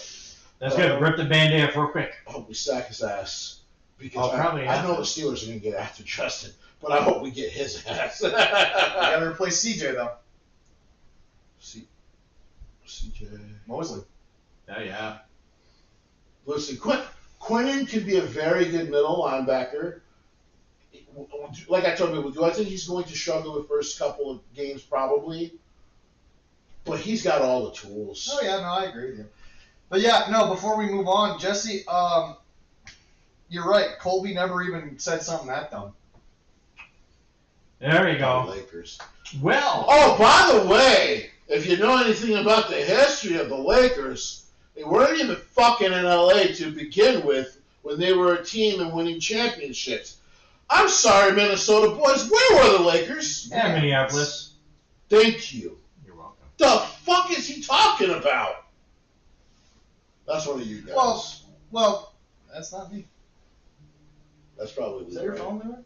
Not mine. Okay, yeah. No, okay, so Jesse, as we move on to WWE stuff during this week, we're going to talk a little bit about the in-ring here. But before we get to the in-ring, there's a topic I really need to sort of get on here.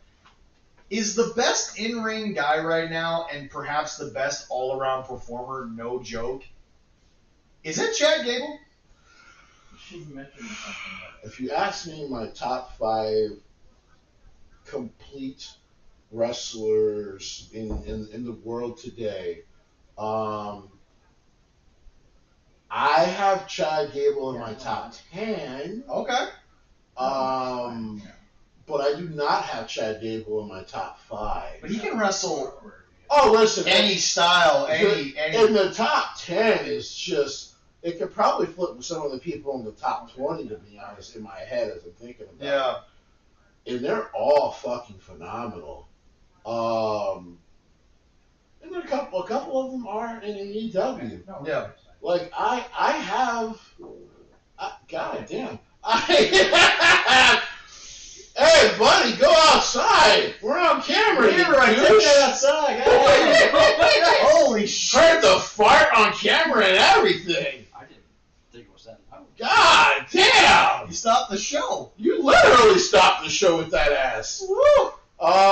So that's what I was saying. I'll have to listen back and see if I don't want to listen back. Same. Holy shit. Anyway. It was good. Go ahead. Thank God I have spray in this house. Right? You So, might need it. I'm the one getting crop dusted. I mean, yo, don't get ass in here. I guess so, son. Jesus Christ. But yeah, no, Chad Gable is a top 10 performer, though, for me. Absolutely. Okay. That's payback to you. I'm not gonna lie. I think I think I have Tony Storm in my top 2. Yeah. Well, but no, I mean, just Jesse. I mean, this is a guy that you would think they know what they have. Well, yeah. Of course they do. Because he's definitely. He's such a team player, and he's such an amazing performer that he seamlessly goes back and forth between himself and the other persona, Right. El Grande Americano. But I mean, there's so much versatility, and he can clearly go out there and no real major prep time, just wrestle one of the best luchadors in the world. Right. So this match between him and Vikingo was superb, no doubt about it. Just superb. But when it was booked, if you're a wrestling fan, you're like, give me, like, don't even throw tribalism out the fucking window. Give me more. Give me more. To quote Britney Spears. Well, we'll definitely get more with them working with Triple H. We're definitely gonna get more with Vikingo in WWE. That's gonna happen. Well, You know, it's funny because working with WWE apparently has made Vikingo a little bit of a pariah in Mexico. He now gets booed, and guess who gets cheered over him, and who he actually might lose that title to? The guy who beat for it, Alberto Del Rio. Oh, really? Yeah. It's Wow. very interesting right now, the kind of cultural backlash towards some of the wrestlers in AAA, including Mr. Iguana.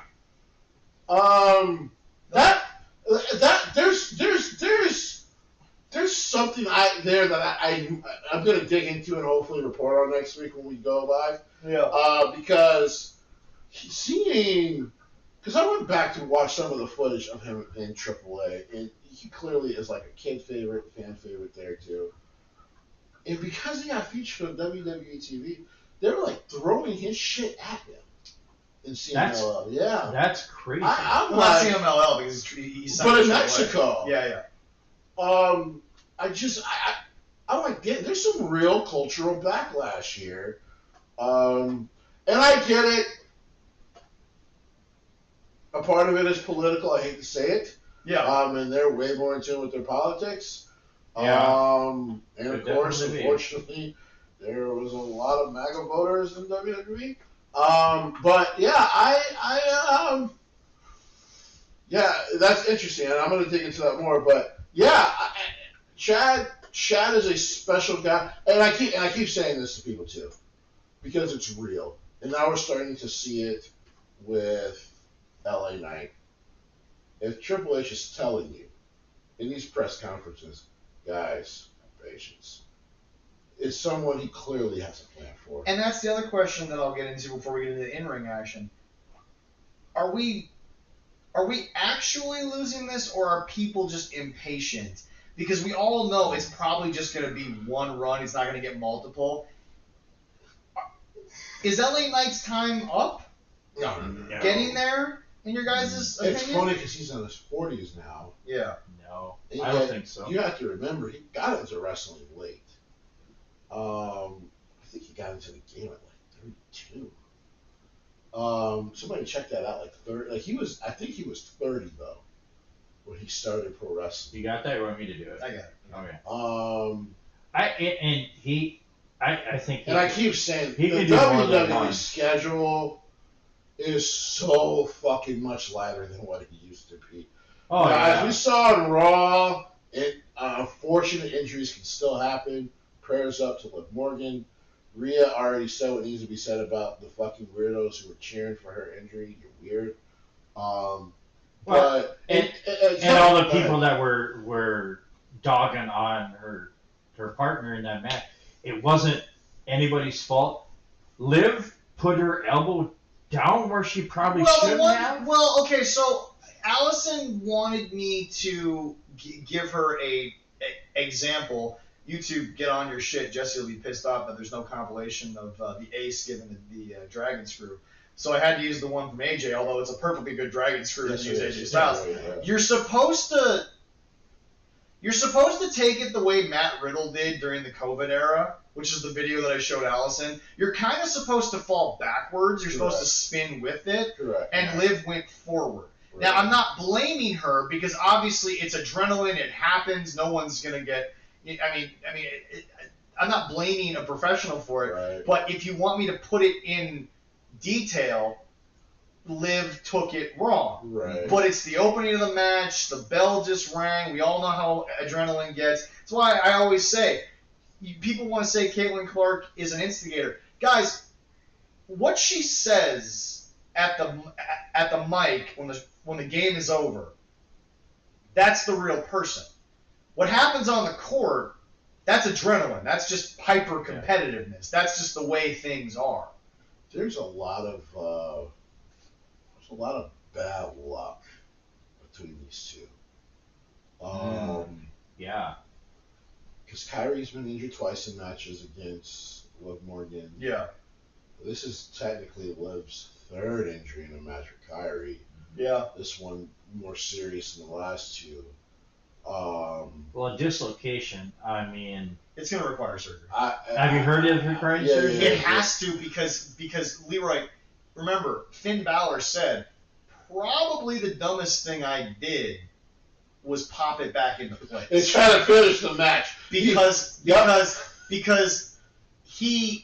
when... Well, you can hurt it more. No. That's what I'm saying. He put it back, and he was fine. Because he'd done it before. Right. Yeah. But the second time that it popped out, which it's more susceptible to after you popped it back in, that's what tore it. Yes. And Finn admitted that. And the ligament, they only can stretch so much the ligaments in there. But And then I do want to say that it's you got to do it. Like I guess. So Shawn Michaels. No, Jesse, he got into wrestling. His debut was 2003. So, he's been in it for a while then.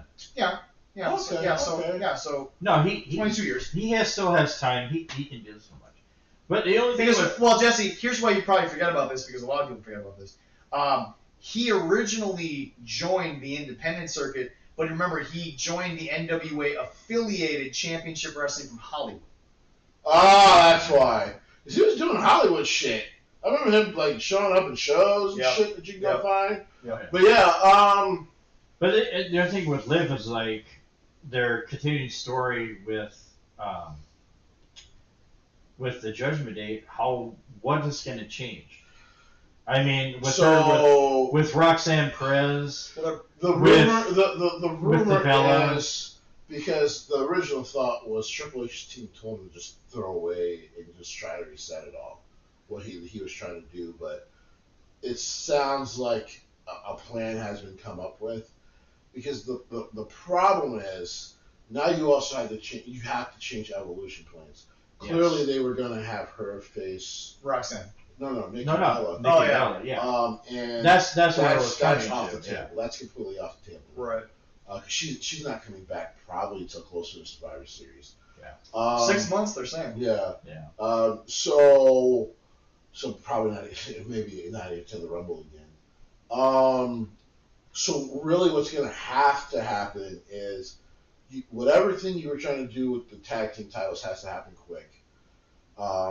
Until they really don't have much of a women's tag team division, and it's been, like I said, if there's been the one big thing I've been getting on Triple H has to change, it's this whole tag team division thing. He needs to borrow from TNA. Yeah, something. That was the greatest fucking return in the history of pro wrestling, folks, because legitimately they just went backstage, talk about the inspiration, and they just kind of mapped out why they were gone. Also, I got pregnant. Then you got pregnant. Then I got pregnant again. Now I'm back. I'm like, fuck, sometimes it's just that simple. It's really that simple. It is that simple. I mean, are they gonna? Yeah, I know there isn't really any women's tag teams they can drop. Well, you cut one of them. You cut the only consistent tag team that you had. It's like, are they gonna drop the titles? They have to. For injury purposes. Well, not for injury purposes, for story purposes. Yeah. She won't probably be back until. Now, here's the thing. The Rumble.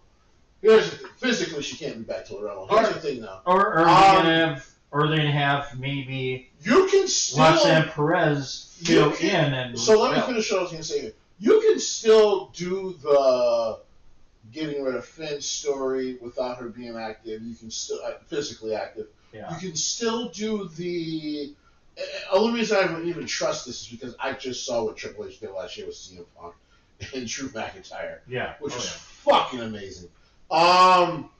Two guys who got hurt on different stages had to be out for like months at a time and still made a story work, including like a quote unquote beatdown angle, of course, which we never saw. Yeah. But like just like brilliant shit.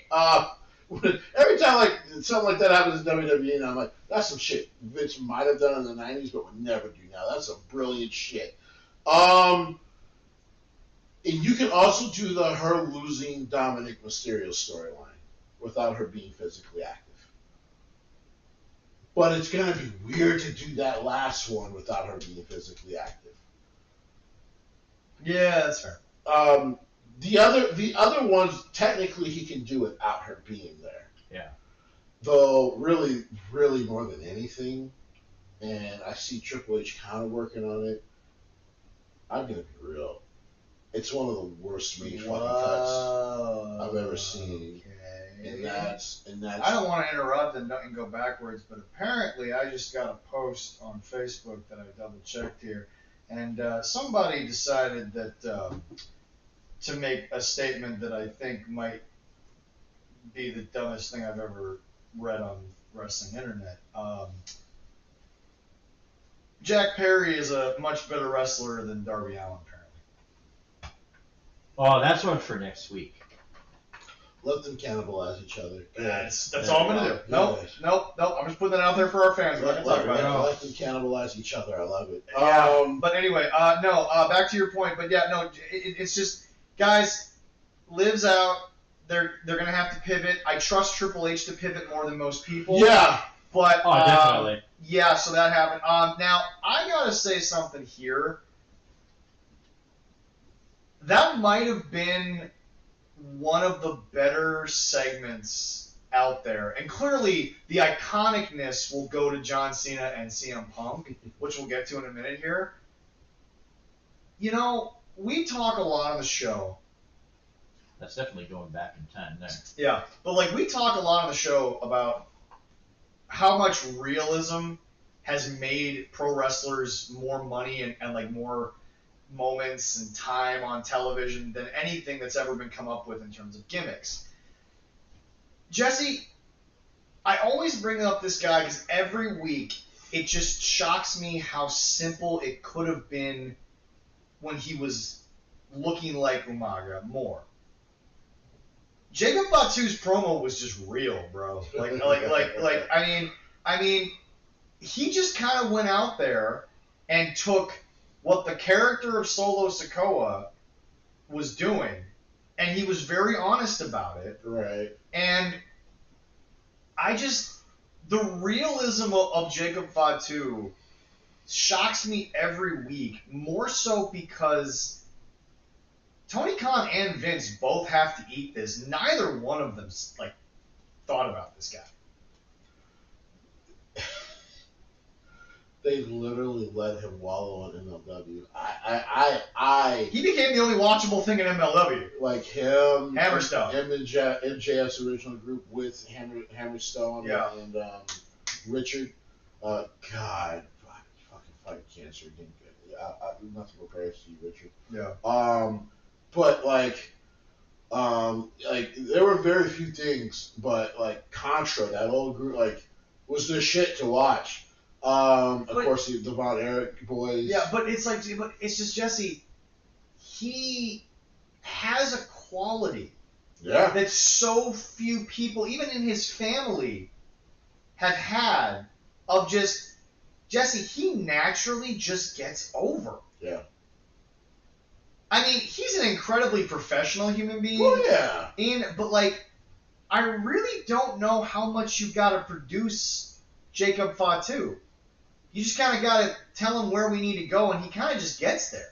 So, it's interesting because he's doing this as he's supposed to technically be a baby face, which is, I mean, I know everyone was just like, Jesse, you did kind of miss part of that second half run in MLW where he was a major baby face. And I'm like, I did see the clips, he was great week to week. Yeah. But, and it reminds me though, like, so I'm watching that segment, and it's beautifully done. We get Jimmy Uso coming out. Yeah. I'm reminded, like, Hikuleo was just in a dark match like last week. So is that ass whooping coming? We got 6 Samoans. Right, like so there's an ass whooping coming. I'm guessing. Speaking of 6 Samoans, Jesse, another thing that Dave got wrong because he was the one to talk about it. Apparently, WWE has confirmed Jay was going to lose the title to Gunther the entire time. Had nothing to do with the Goldberg match. Yeah, no. And listen, Rikishi's a dad, so like I get people being upset with Rikishi's comments. I don't care. Like, he can feel whatever way he wants. That's fine. I respect it. Your son was never going to have a super long title run, but he forgot. Apparently, he's just sticking up for his boy. But everyone fucking forgot. The main point of doing that was to solidify Jey Uso as a main eventer. They have done that now. Yeah, absolutely. Gunther will not have that title for very long. Now, he will beat fucking Goldberg of all people, but he's not going to have that title very long. So, it's funny. This will actually be the shortest reign he has, the second one. And it'll be the longest Goldberg match of, the last 20 years. No, it won't. There's going to be spears and power bombs and chops, and then probably like a third power bomb, and then the old man will die. Like that's what's going to happen.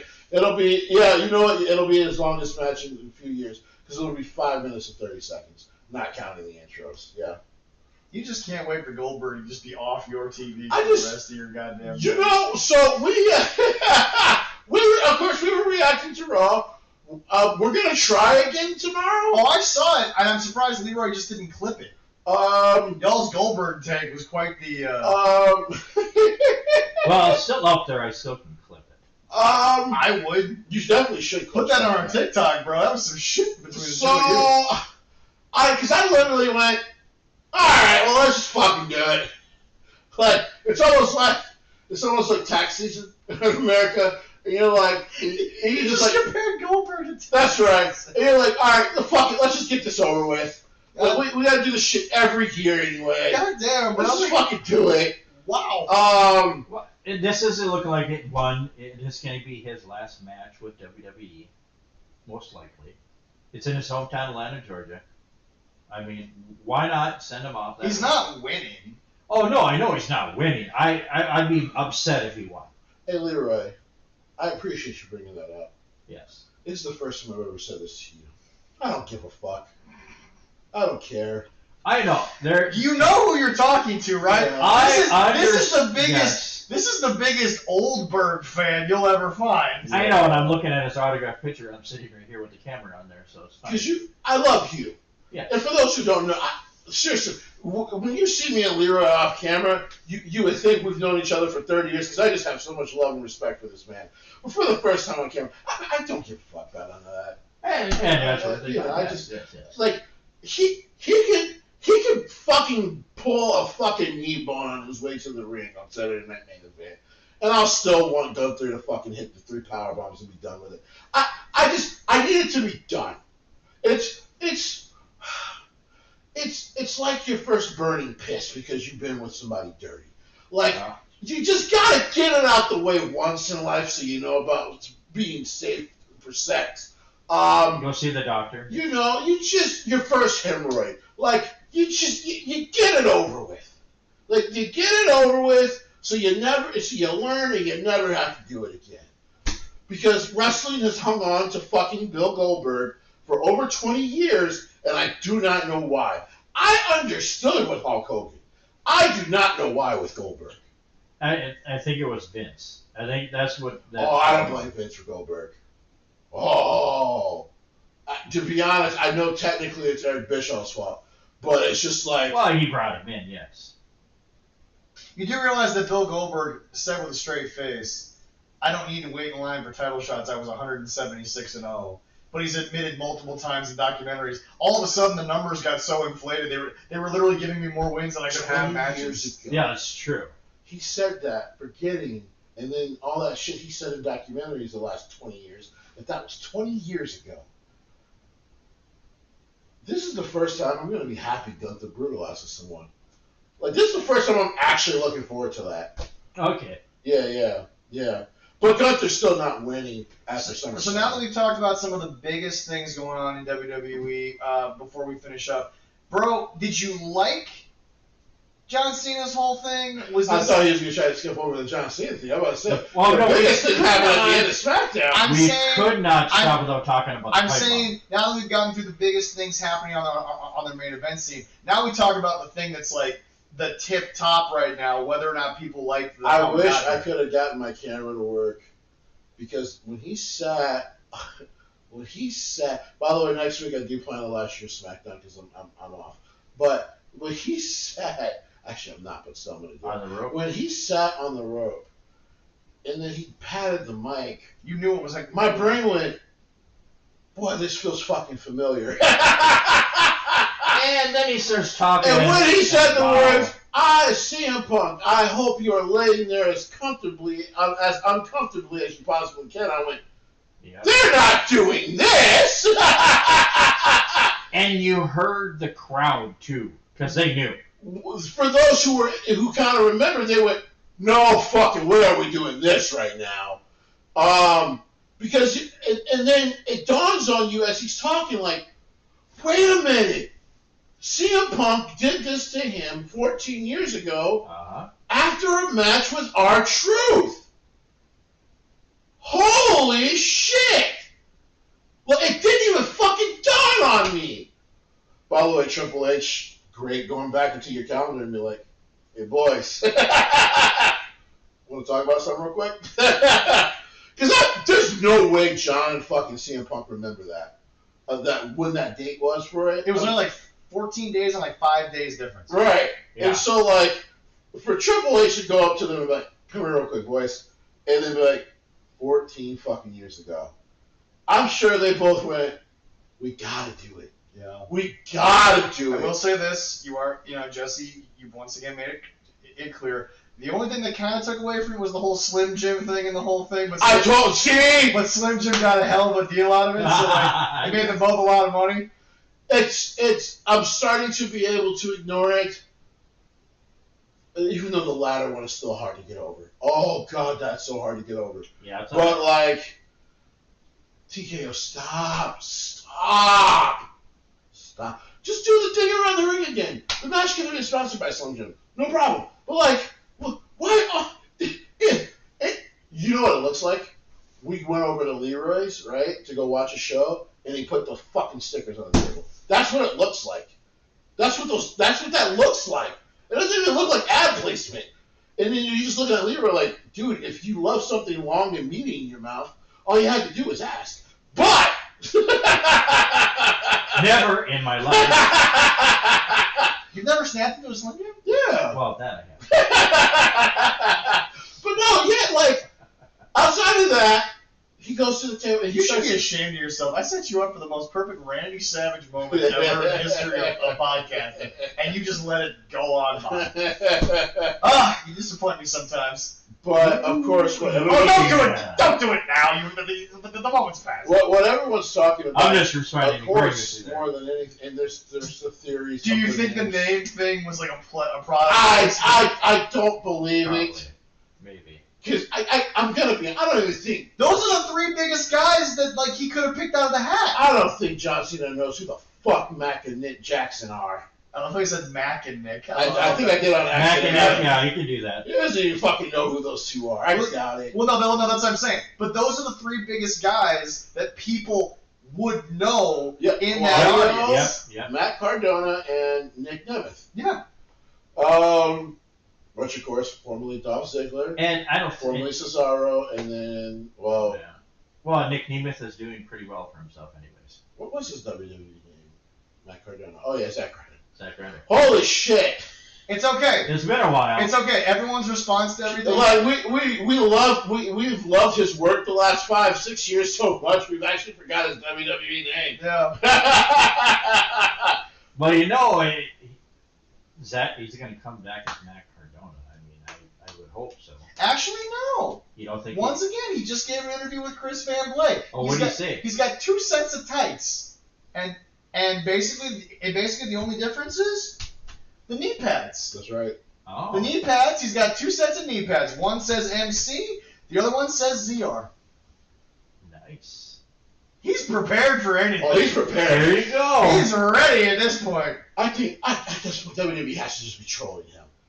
I think Chelsea knows that call is coming, but like they're just trolling him at this point. Like, of course we're gonna bring Matt back when I get the right story. But Jesse, my question here is the most interesting part about that. And yeah, we're getting a little long here, so we'll wrap things up. Are we gonna go through the card real quick of Night Champion because it's gonna be on Saturday? Shit! Yes, let's do that. Well, we will, but we're gonna finish up. Yeah, All right, yeah, let's go. So 2 quick things. One, we'll finish up with John here.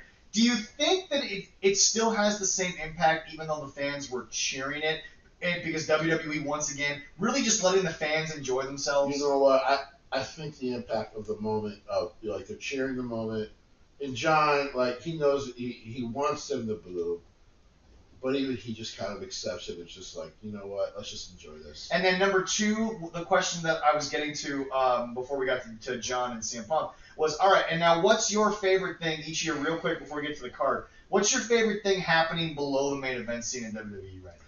Well, the fact that the White Six actually might win the tag team titles. And I was gonna say that's fucking crazy that we're actually there now. And I was gonna say they're healthy. They're now doing the destruction that they're basically there to do. Because someone was just like, so Justice Street Profits are gonna win. I'm like, usually that's what I would say, but something is telling me that's not what's gonna happen. Because they've been whooping people. I'm like, they've been like Triple H has basically set them up to destroy the fucking tag team and not bury it, but destroy them team by team. We have to congratulate Mr. Dawkins because he just got married, so that's why he might get some time off so he can enjoy the honeymoon. And also the fact that Nikki is just like obsessed with killing Candice LeRae. So Sandra can never get the chance. I'm looking forward to So once again, a white woman has to has to finish a black man's See, job. that's just unfair. That is absolutely unnecessary and unfair. I'm ready. Was it wrong? Not in this case. Not in this case. Although, to be fair, that white woman didn't do anything to Cedric, so it was kind of. She did a lot to the other white woman, though, so bad things are coming. Candace is right. It'll be interesting to see how that story goes. I'm very curious about And before they get to the card, quick side note. Well, no. What's Leroy's favorite thing going on in WWE right now that isn't the main event scene? Oh, the White Six right there. Okay, so I love it. I guess we're I do great. But this is what I think they were always meant to be, Jesse, is just killers. And listen, like, the story hasn't changed. And then, quick side note, because I do love what's Alexa everything's Bliss going on. was a very NXT popular too. form of talk all over Fanatics Weekend here. Yeah. Number one, I'm jealous of the guy who dressed as a fiend who got to walk down to the ring with her and have his little daughter next to him. Because what a fucking beautiful moment that is. Yeah. Got to hold her hand and do, like, that's so fucking cool she did that. Number two, now everybody can chill. She's already said it. Without saying it, but she said it. Yeah. Like, of course, it would be great in the future to do something with the Wyatt Six. Me and Bo have talked, and Bray always said that we will always have something together. I just love how, like, somebody posted, it's been 8 years since she held a world title. She's not at that phase in her personal mind anymore. No. She just wants to do the cool creative shit. Why would anyone care if at that point? That's what I'm like. That's why I think Charlotte is involved in this story. Because even Charlotte knows, like, all right, the title thing is probably I'm getting booed every time I come out, but like to do some cool story shit can start to change perspective. All right, let's get into Night of Champions. Because it's funny, we get into Night of Champions and SmackDown has fucking 3 title matches: the tag team title match, Yep. the women's championship match, Yep. and then the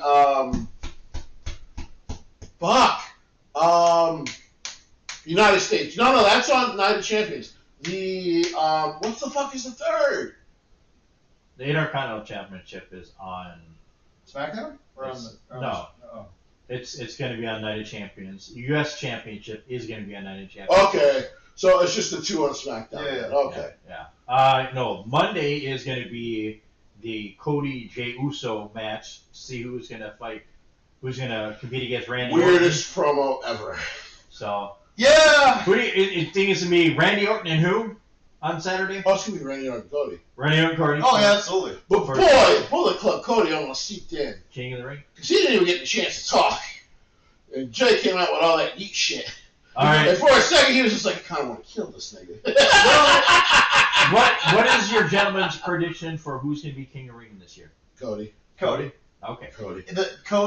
Cody took the break, both from a business and a professional standpoint. Right. TKO knows they gotta fucking just. Well, I've always believed John's gonna lose the championship to Cody. Probably has something. Yeah.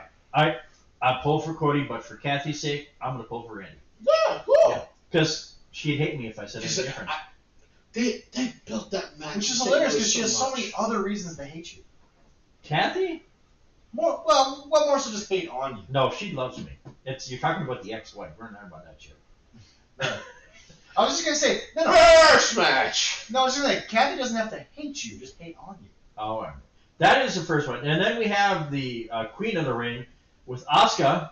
I know you're pulling for her. And it's going to be either Roxanne or Jade. That's going to be I feel like on SmackDown. give Jade the rub. That was the other big match. Yeah. Give Jade the rub, but I think Asuka's just gonna come back and start running through people. Asuka Queen of the Ring then?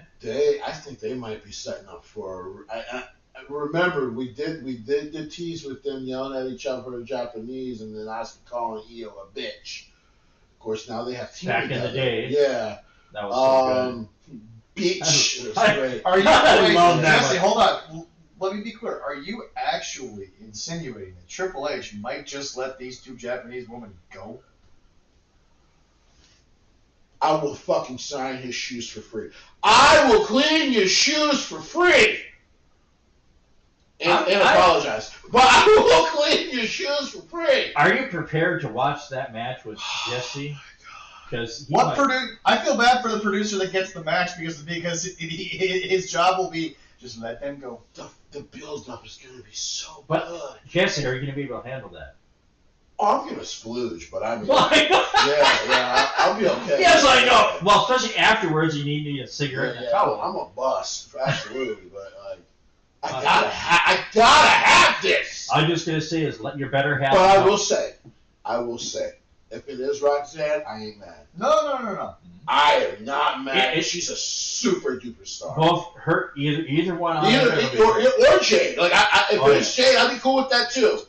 Well, you see, Oscar. Do you think Oscar's Once taking again- the Queen of the Ring? Once again, the women's division right now, especially on SmackDown, Fire, you can kind of just go with anyone, fire, and it would make sense. Yeah. fire ass division right now. SmackDown. Like Yeah. Roxanne being the queen, that'd be kind of interesting too. But I know you're going to go for Oscar. All right, we have. Well, your wife would hate you if you came home and you didn't vote for her. She would fucking spray me in the face. I'd be like, I'm sorry, mommy. All right, go ahead. That's true. Next up on the card here, it is no particular order where they have it here. We do have the John Cena and CM Punk match for the undisputed. Oh, Championship. it'll be on that. It's gonna be odd too because Well, they just have these in order, Right, yeah. whatever order. it's whatever gonna be reason, so odd because I'm predicting right now That'll be the main event. CM Punk's gonna get booed. Yeah, He might, yes. He's absolutely gonna get booed by that Saudi Arabian crowd. Yeah, probably, yeah. but we got John Cena winning. Yeah. Yeah. I think I'm becoming resolute because, like I said, when he started this, I believed in my mind he wouldn't make it past SummerSlam with the championship, but I also thought it would be Punk to do it, and then Punk loses to Cody because we saw that set up Yeah. during the Royal Rumble. But Punk's going to be around a little longer than John, so Well, absolutely. so we have some time to do it. Absolutely. So it's nice they have that seed in there that we can wait on it. And It's good. I'll give WWE credit, and I will give Philip his fucking flowers here. To go to the place that he used to shit on WWE for going to go do this story and go do this match. Well, that's the thing is that Big professionalism, Well, big respect. And see, that's the thing for me is that all the people trying to bring up the old blood money tweet, guys, this whole CM Punk revival in WWE is about realizing everyone acted like a kid. Right. And now that we're adults, we can grow up, move on, and realize that despite the basis of this deal, there really is an actual fan base over there that just wants to see the show. They just want to see the shit. They watch WWE. Yeah. Hey, they're having a great Night of Champions over there. They're gonna fucking love it. And they're not watching AEW.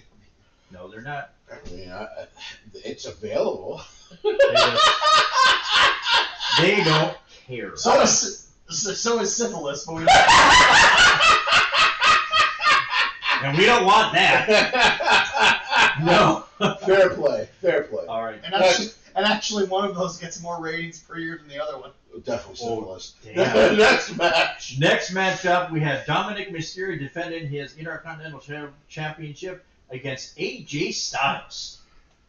I don't know how they're going to beat AJ, but AJ won't win. Yeah.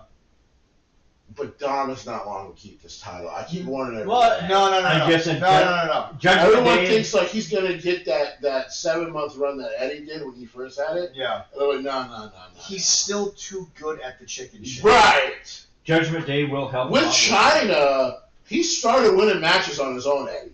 Yeah. So, like, it almost made sense, like, okay, he's a respectable champion now. Yeah.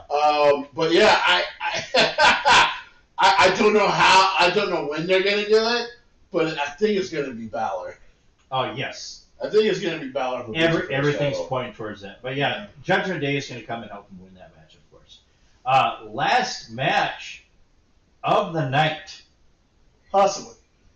The last match on the card, I should Yes. say, was Mhm. specifically, is the United States Champion with Jacob Fatu against Solo Sikoa. I don't know. And the reason I don't know is because this, to me, the way it's been built and the way that Solo can be when it's over is you have the perfect opportunity with Hikuleo debuting, with the Tongans possibly being healthy. This is how you do it Sickos and Tony Khan. Jacob Fatu doesn't look weak if he gets pinned after 6 guys in the choke. So it's a good possibility that we're going to see In Hikuleo AEW, we've been premiere going, on TV. why are there so many motherfuckers in this ring? This Saturday we might go, God damn, there's a lot of motherfuckers beating up Jacob Fletcher right now. But at the same time, Jesse, everyone has a reason to be there. Right. Solo is the opponent. Right. JC's been established as the Right. bodyguard. Right. Which again, one more time, Sickos, and I'll say it till I'm blue in the face. I tell you about Shinsuke every week. I'm going to tell you about Jeff Cobb. I love Jeff Cobb. I love him. He's not been a talker his whole fucking career. Never has. He's never been a guy that really holds himself No, solo. no. That's not his thing. No. But anyway, you got JC, who's the muscle. The Tongans were brought in by Solo and Really? worked with Jacob and still believe in Solo because he got them out of quote-unquote wrestling purgatory. Correct. Even though, yes, folks, we're not calling New Japan wrestling purgatory, but that's what they're going with. I will say. And then Hikuleo has a reason to be there because he'll be the debut and no one will care. And he'll be with his brothers. Exactly. And Gorillas. Oh, yes. but at the same time, Yeah, bona fide ass whooping might be coming Jacob's way. what I'm saying is that Yeah. it can go either way because I can also see the way that they've been building Solo. Solo is a weird in-between right now. Oh, yeah. If you beat him, it doesn't hurt anyone. Right. It doesn't make anyone better or worse in the long run. Right. It's a good decision. Right. But if he wins, he's the first guy. And by the way, that one graphic about how many losses Jacob Fatu has in this year, no one's pinned Jacob Fatu. He's lost tag matches and other He has fucking not shit. been Triple threat pinned. matches that he didn't get pinned. Right. It's like everybody calm the fuck down. He ain't been pinned Yeah, yet. he has not been pinned or submitted. But I'm just saying, the chicken shit heel gets to walk away and have on his record, I pinned Jacob Fatu, but the video will show, he had a lot of help, motherfucker. I don't even know if you call Solo a chicken shit heel. But Solo being able to get his bad bloodline back together when we know the old school bloodline can't ever stay together. What an impressive storyline. Right? And will this bring Roman back? No, I think what this is going Not this to... pay-per-view. No. The beauty of what we're getting, Yes. and this is actually a positive, we're getting Timu Bloodline, but we're getting them in the sense that, Jesse, they're going to run the mid-card, not the main event. Okay. right. Yeah. For now. Yes. And this pushes up Jacob to the main event. Well, that's what I'm saying. This is the best way to keep Jacob looking like Jacob, and then all of a sudden be like, Jesse, I know he's got more time in him because of the weight loss and because of how athletic the Samoans just are. But yes. it might be hard to wait on this motherfucker. Well, I think they, you know. You know what I mean? Yeah, you know what I mean? It might take a while. I can't roll my tongue like that. Yeah. But yeah, no, I'm like, man, that's a lot of niggas. I think I don't know how Jacob survives that. Like, I know he'd been to the big house, but even he would be like, man, that's a lot of motherfuckers about to whoop my ass. And remember, one of those motherfuckers is bigger than 2 of the other motherfuckers put together. Yeah. Like You put the Tongans on each other's shoulders, and they're not as big as their brother. like the big dude can beat a motherfucker with another motherfucker, which is just always impressive. So. And one of those motherfuckers can scale a cage and get a fucking Wolverine yell over. There we go. It does not say on here Your favorite what thing about time. Tonga's run has legitimately just I been... cannot believe motherfuckers started chanting. He climbed the cage. You went, yeah. You heard the crowd go, yeah. I'm like, apparently motherfucking dudes are like doing that shit to their wives. I'm like, so this is the new yeah. Yeah, but Jesse, your whole thing was, motherfucker went around the goddamn board. And he did it. I'm like, Triple H fucked up because he was like, I'm gonna go to commercial. If you want to wait there, he's like, nah, I got something better. And I know Triple H had to fucking watch. Like, this motherfucker's gonna climb the whole cage. All I'm saying is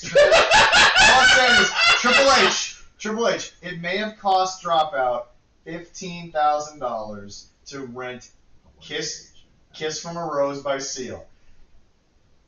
No Name Tim will not charge you $15,000 for Ain't Nobody Realer Than Gorilla, man. Like, Yeah, we gotta start calling them the Gorillas. Right? You don't have to call them GOP, but let's call them the Gorillas, and let's get that music back. Let's get that music, man, because let me tell you something. You want an entrance that will be up there with Yeet? Motherfucker, you got it. Yeah. I know. Because they're going to come out, Jesse, they're going to have the masks on. Hikuleo's going to, like, just stand there, put his arms in the air. Tama's going to fucking start crawling to the goddamn thing, like... Right. And by the way, remember, that wasn't even anything that, like, New Japan wrote for him. He just started doing it, and they were like, well, we ain't going to fucking tell him no. No one tells him no. Yeah, Well, no, that... I can't believe I'm saying this. I'm really looking forward to a United States Championship match. Jesse, I think we need to add another tweet to our weekly. At No Name Tim. Triple H, call this man. Well, rumors are got somebody else coming in to do some music with him, too, so we'll see if that happens, but... Here's the thing, though. Just buy that song I know that's and it. don't touch it. Well, and Bailey's still supposed to get a fucking Paramore remake, which would be great. That'd be It some would be shit. good. But yeah, Night of Champions is going to be Saturday. It's going to be at 1 o'clock Eastern, Yeah. 12 o'clock. It's going to be in the middle of the day. I'm going to watch it later because I got to work and all that fun stuff. So I'm going to be closing, so I will be watching it before the show. Yeah. I don't know. We'll do that. But also, it's coming up. We're going to get more information coming up. Going to be a local show at Head of Lake Sphere. Again, we're going to be working with the United Way. I'm going to get more information hopefully this next week. But it is July 29th, August 2nd. So one of those days, they haven't confirmed yet what day it's going to be. We're going to be at the Head of Lake Sphere again, working with the United Way. So Even if it's only two of us, a presence for 13 cards will be there. again, third year in a row we will be there. More information will come out, and hopefully raise some more money again for a wonderful charity event there. And this week we went a little long on the show, and we got other stuff to do, so we will not be doing an after show. But like I said, folks, every week now, watch us live. We are streaming. Please don't forget to also drop comments during the week to our individual accounts and or the business account. We will try to get to them after the show, because starting next week, we tried it out last week. We were actually very pleased with the results. Yeah. But we will definitely be, starting next week, it will become as much a permanent side of the show that we can. Then next week, the after show will continue to be on. Well, like I said, we're going to keep that to about 20 minutes to a half hour, exclusive to YouTube only. Right. But anyway, a lot of big things coming. We appreciate all you guys for listening. And remember, subscribe to Patreon for only $1 to support us. We have higher tiers, but right now just $1 to support the channel. Just remember, everything goes back to you guys in terms of what we're able to do content-wise. Please go support our friends over at BetterHelp, and please go support everything that you can. And in these trying times, once again caused by a mango, but we're not going to get too political towards the end here. But anyway, thank you all so very much, and we'll talk to you guys all next week. Bye-bye. All right, and